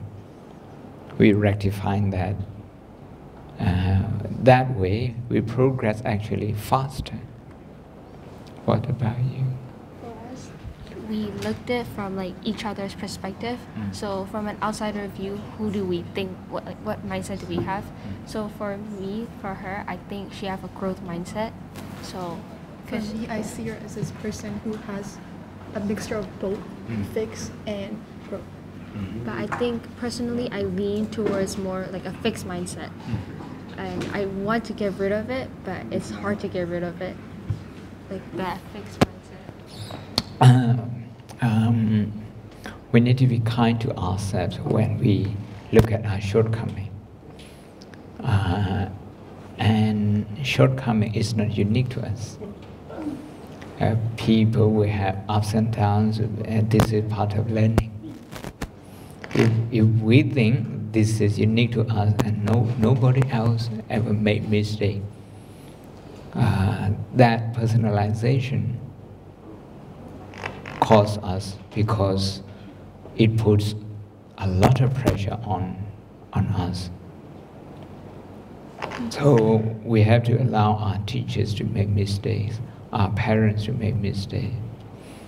If you don't allow me to make mistakes, then I would be very nervous coming here. So I allow myself to make some mistakes. I'm sure I will equip which video clip to go first and which points to emphasize. I'm sure after this, when I reflect, there would be room to improve. After each school visit, I look at that. And at times when I'm in a fixed mindset, that upsets me.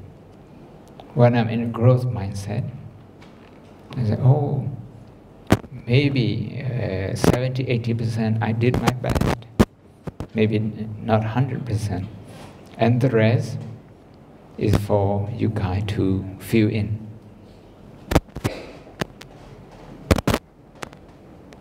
What about you? I think we have like growth mindset because our coach and our parents taught us since day one, like if you want to win or if you want to achieve your goal, the only way possible is putting effort and working hard. Very good. A growth mindset celebrates hard work. What it's telling us is where to focus. Okay, believe and focus, those two things. Where to concentrate. Whether we believe that we were born with this, whether effort will make difference. Another thing is the way we regard mistakes. Sometimes we're afraid of mistake because we don't want to look bad in other people's eyes. We care more about our image. We care more about impressing other people.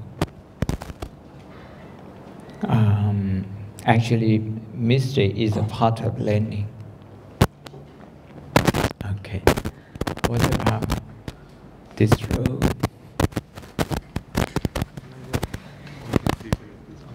I think it's okay. I think my mindset depends on my mood and it depends on your mood, yes. and interest. So let's say if I'm very interested in one thing, I will have a growth mindset and like want to learn about improving. But if I'm not interested in the subject, I will have a fixed mindset, which is try not to do mistakes because I care about my image. Yes. You think your mindset depends on your mood. Other people would argue that your mood depends on your mindset. It can be both ways. Although it's good to have a balance of both mindsets, we both agree that a growth mindset is more beneficial to a person. Exactly. Because they have the belief to change and obtain skills. Unlike fixed fixed mindset, and that allows a person to be more malleable.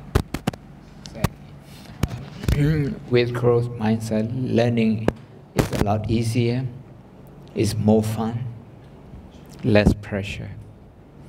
So the way we have a lot of stress and that we have to cope with a lot of stress is because of mindset as well. Okay. Hello. Can you share something with me? So when we make mistake, we don't actually need to blame on ourselves and also other people. We just need to learn how do we make a mistake and learn from it and move on. You are so mature with this. At your age, when I made mistake, I either blame myself or I blame the entire world. You see? So frustrating that I blame myself, and then that made me feel inferior. Sometimes I didn't accept that this is my mistake, that it can be rectified. I failed to see that. As a result, I blame anyone on earth that could happen. What about you? The reason why, to be honest, I would say both, because for growth mindset it's like when I make some mistakes, I just try to do my best and carry on learning more about that. But for the fixed mindset, it's like for many people it seems like a bad reputation. So that means I care about my reputation. So that's why I have both, and it's frustrating if my... Everybody has both. It's a question of moving from fixed mindset to growth. Yeah. Okay. Thank you. Thank you. Hello.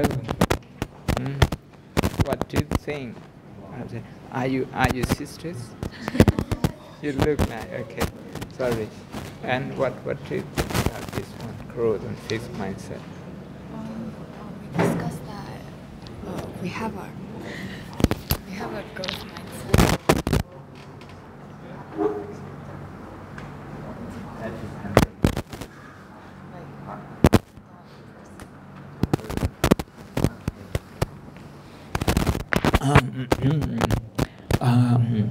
The summary that the last video has given us is that believe and focus. Whether we believe that we can grow, whether we believe that our talents are fixed. That's one thing. Another thing is, okay, I'm going to put this to you. When you don't understand how to express it, to express I don't understand or I don't understand it yet. How do you usually express it? I don't say anything. You don't say anything. What about you? You don't understand it yet. Okay. If we say I don't understand it yet, there's a lot more room to grow. If we say I don't understand that full stop, you know, we're not going to make any more effort.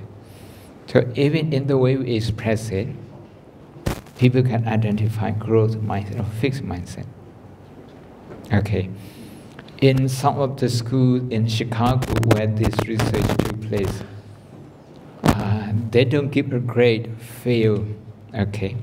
They give a grade not yet. Not yet. Not yet means, okay, you can still make it. It's a more growth mindset school. What about you too? Share something with me. We have a growth mindset with subjects that we want to improve on at school.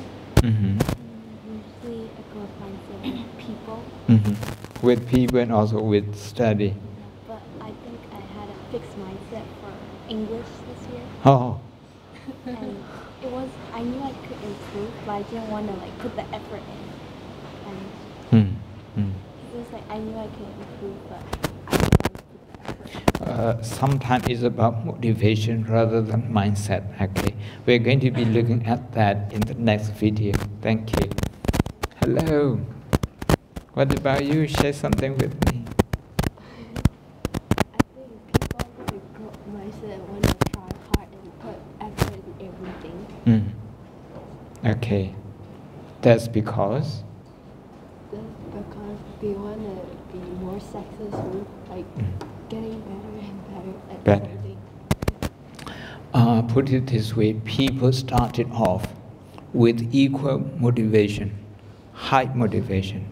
As they go along, some people they have that motivation drop. They have lost that motivation. But some people, they remain equally motivated from the beginning, in the middle, until the end. The reason, according to this video, is because of the mindset. Mindset, the belief and the focus. In the first video, you can see students were given impossible tasks, question they would never be able to answer. If you are year 13, people will give you maybe final BSc question. You wouldn't be able to answer. They don't want to know the answer. They want to know your reaction. They want to know your resilience. Your resilience. And here, growth mindset people, they don't give up. Instead, they look for a way out. They may not find a way out yet at that moment, but they don't feel down. They don't feel. But for people who have fixed mindset, when they see a difficult question, I can't do this, they give up straight away. And people actually scan their brain. People with fixed mindset, their brain has no activity. People with growth mindset, very active brain. So in the long run, that will spell a vast difference.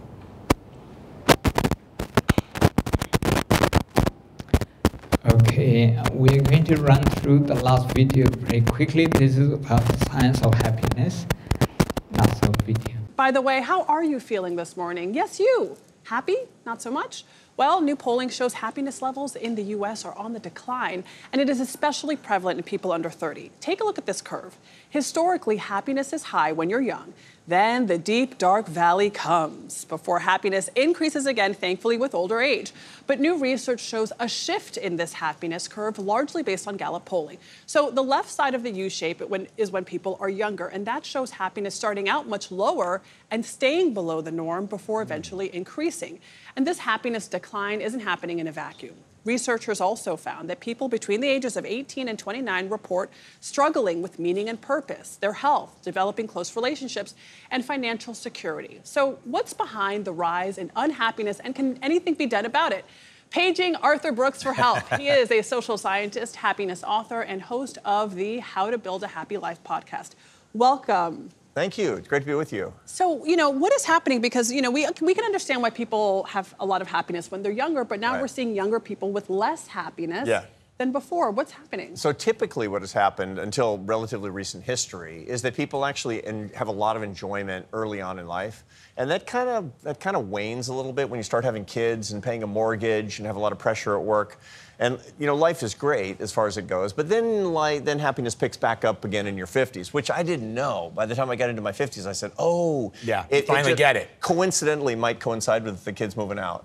But what we find lately is there's a new pattern emerging, which is that younger people don't have that bliss in their 20s. You find that they actually have higher rates of clinical depression, higher rates of generalized anxiety, and we actually know why. Which is they're having a harder and harder time answering the question, what's the meaning of my life?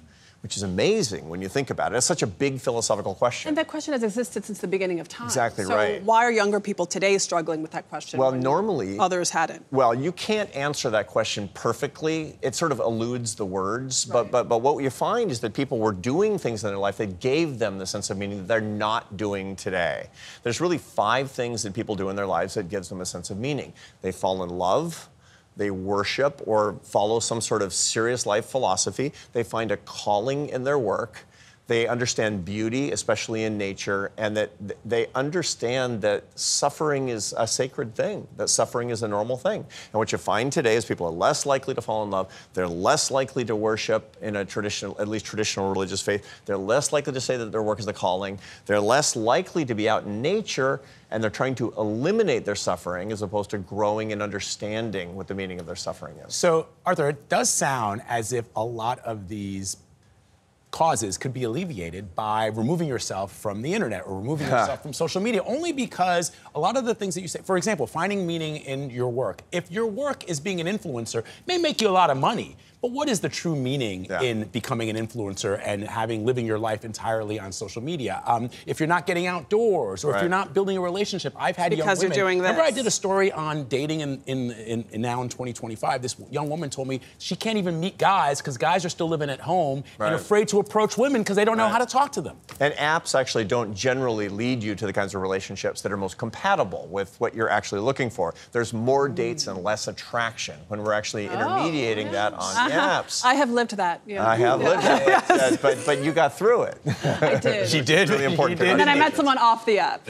Really? Yes. You met your husband not on the app? Yeah. We were basically arranged by our families. That's the way it's supposed to be. I met my wife the old-fashioned way, which was a friend introduced us at a party. Yeah. But plenty of people meet on the apps and get married. They do, but it's a harder way to actually fall in love because actually it doesn't have that complexity to it. It actually, what you're doing is you're reducing the complex experience of falling in love to a complicated algorithm, and it's not the same. There's no mystery in that. And we find meaning in mystery. That's how humans are actually wired. Meaning in mystery. I knew it. Meaning in mystery. That's actually right. And the mysterious parts of life. And look, we know the neurochemistry out of this works That ties too. into all of your 5 things. Yeah. Because there's mystery in love, there's mystery in nature, there's All of mystery it. in calling, your calling. Suffering, nature and beauty. The suffering all I don't mystery. quite understand. No, the suffering. Why do we want to in fact, I've always said that or appreciate suffering? Of course. I've always said that you gain an understanding and a deeper appreciation of life when you suffer. Yeah. The title of my book is going to be Thankful for the Pain. Because you embrace the suffering and you embrace the pain because it leads to an enlightenment. Yeah, exactly. If I asked either one of you, tell me when you really understood, you can't articulate it exactly, tell me when you understood the meaning of your life. You wouldn't say that week at the beach in Ibiza. Yeah. You would no. You would actually talk about when my mother died, when I was afraid, when things were falling apart, and I persevered. There's something about suffering that's unbelievably sacred, and we have an approach to suffering, especially for people under 30, that says if you're depressed or anxious or sad, it means something's broken and wrong. Well, let me tell you. Life on Earth has a lot of suffering to it. If you're not depressed and anxious ever, then you need therapy. Wow, really, really interesting. Thank you, Arthur Brooks, as always. That was today's By the Way.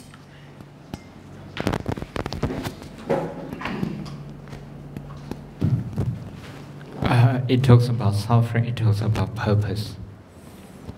We'd like to run away from suffering. This one, Arthur Brooks is Professor of Happiness at the Harvard Business School. Suffering is going to be there. When we don't get our way, when we are not happy, when we are not satisfied, it's going to be there. Some psychological suffering. What we have to do is that to find a purpose in that. And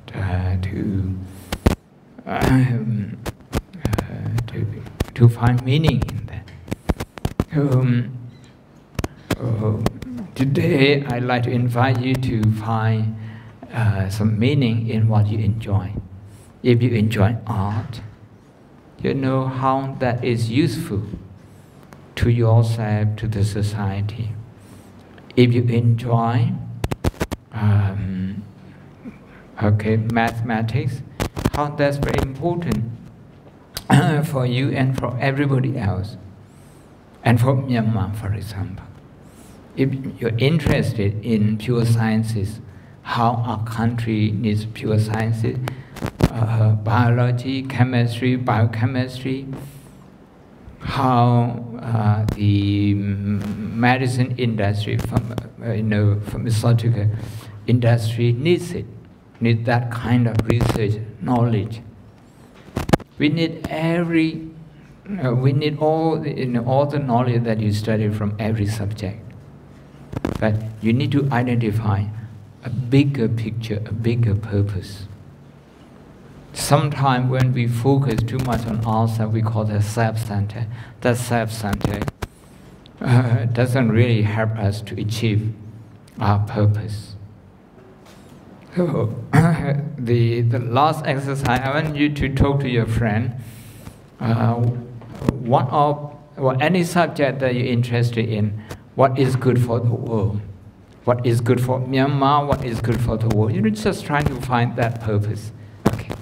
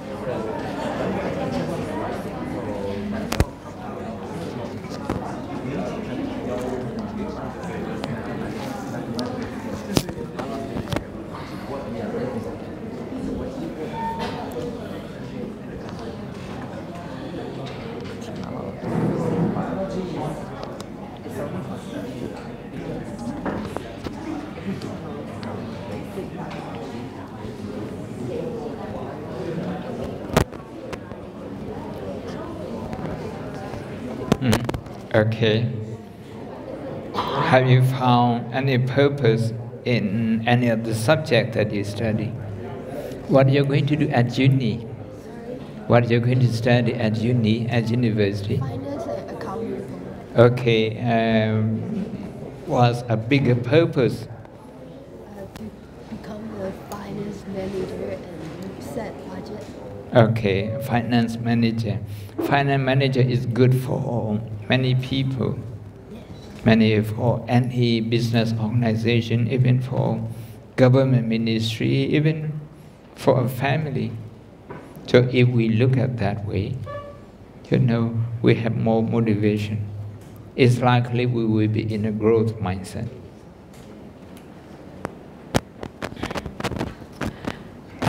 Okay, what about you? What kind of purpose you have identified? Biology. And okay, what good is it can do for the world, for the bigger society, for the... Like you're studying living things and you can maybe find medicine and cure. Medicine and?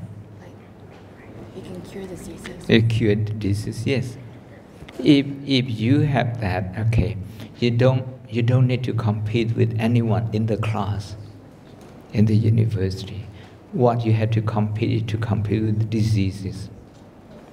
I'm going to, eliminate this disease. Like in Europe, no malaria anymore. No malaria and no mosquitoes. No mosquitoes. I have lived in England for 29 years. No mosquitoes. Because people work hard to eliminate them.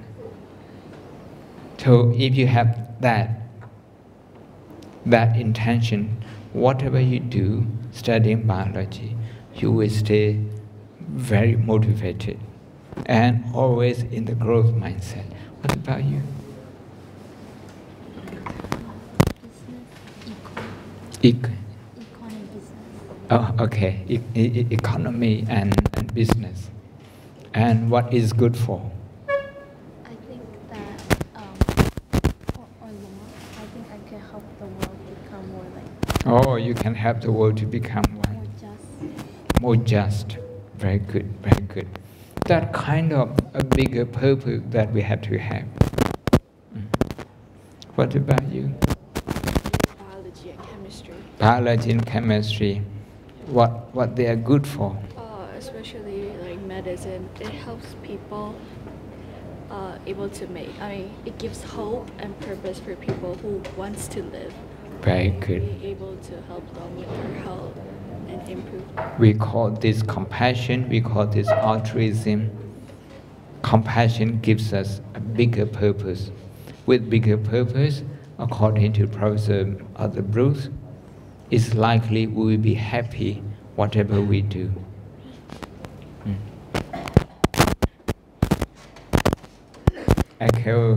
Okay, hello boys. What have you identified? Any?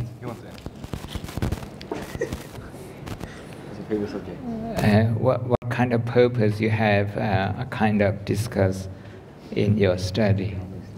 Economics. Okay. What is it good for? Is it good for economy?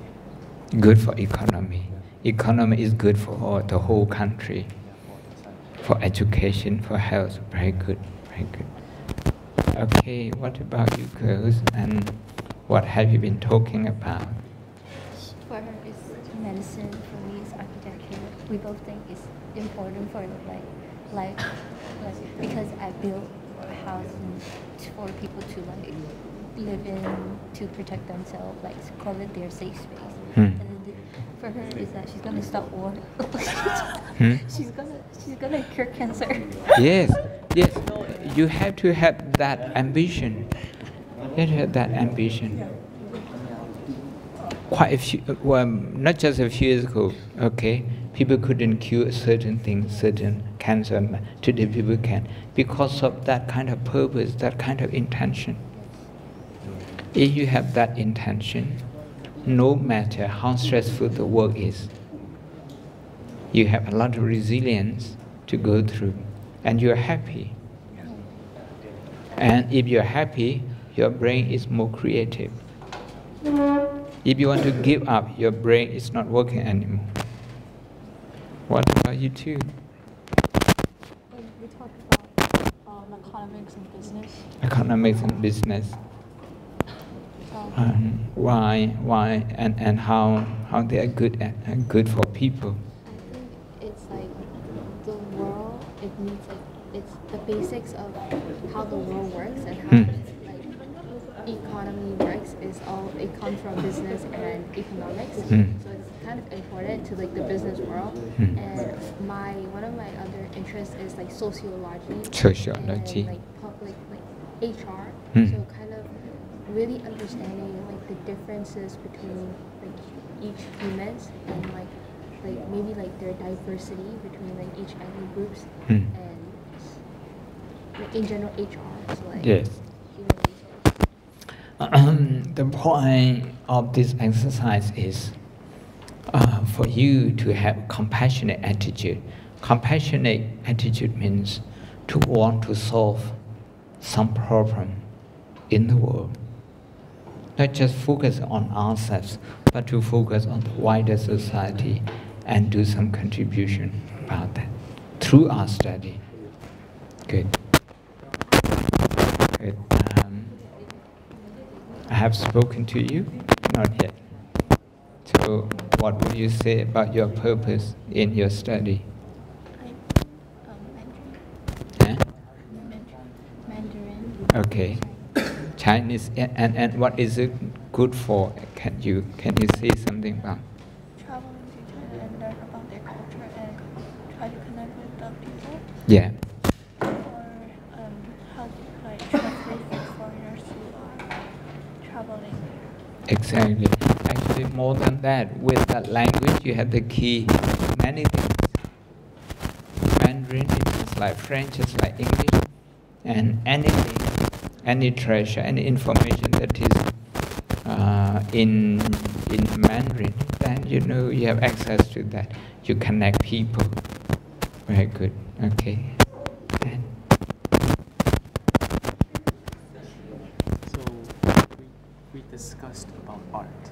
Art, yes.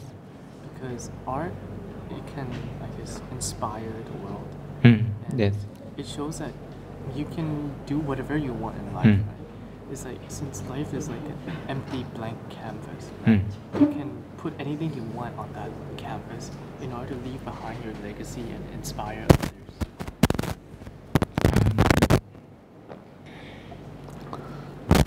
Is part of civilization, and civilization keeps people together in harmony, and art plays a very important role in that. Thank you. Thank you, everyone. I think we have come to the end of this. But the last question is, what have you learned today? In brief, in one word, what have you learned?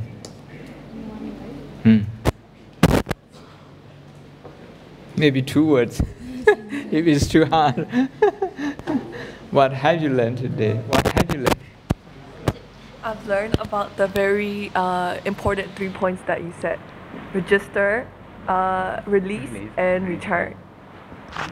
Register, release, and return. Very good.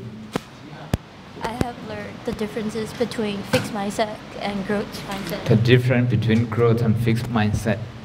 I've learned that to reduce your stress or stuff, instead of saying I am worried, saying it is a worry, or putting it in front of a obstacle is more relieving to yourself. That's from personal to a more impersonal approach. Instead of saying I am worried, they say this is worry. Very good. And you? I really like the video where they talk about growth mindset. I feel like I can actually put that into real life, real life scenarios. The video about growth and fixed mindset that you can use. What about you? What do you think you have learned today? Taught us treat anxiety, treat stress as a visitor. As a visitor, anxiety as a visitor. Actually, any thought as a visitor in Moko Vipassana, if you have seen any of them, ain't there, at there. So any thought is at there. Is a visitor. You say hi to a visitor. If you don't say that, a visitor will come and stay at your house. It will own the house. What about you? Being calm, open-minded. Being calm and open-minded. Being mindful. Being mindful. Importance of meditation and mindfulness. Okay. What about you too? What have you learned today?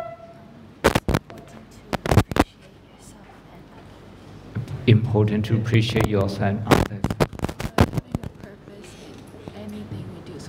Having a purpose. Having a purpose in anything we do, that we will be happy whatever we achieve. Okay.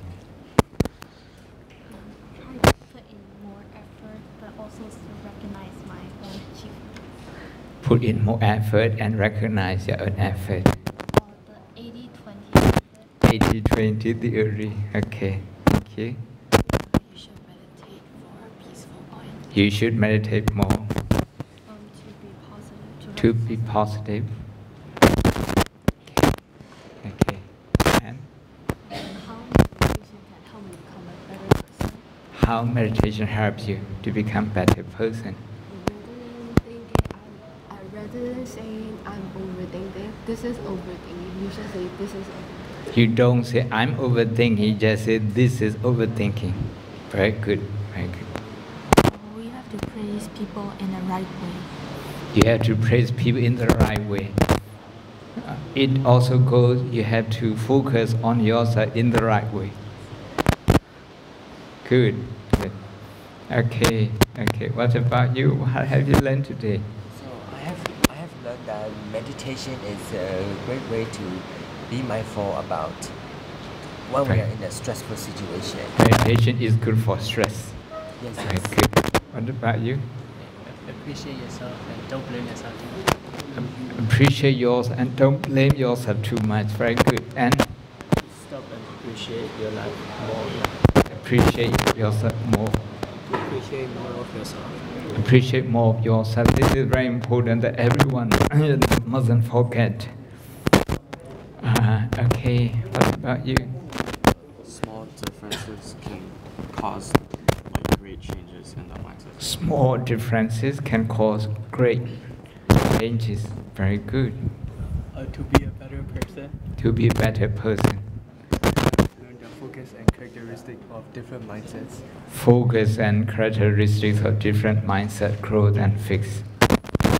And how to be resilient. And how to be resilient. Know that mistakes are an opportunity for growth rather than negative. Mistakes are opportunity for growth.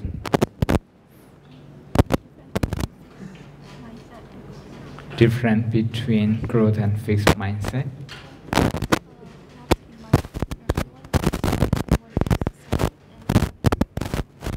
To be mindful of everyone's and to accept the differences. Before we learn the meaning of life, we first have to learn ourselves and our mentalities. Very good, very good. That's our mentality. So, I just would like to tell you how much I appreciate your effort today, and you should do the same. Appreciate your own effort and take that with you. Okay, thank you.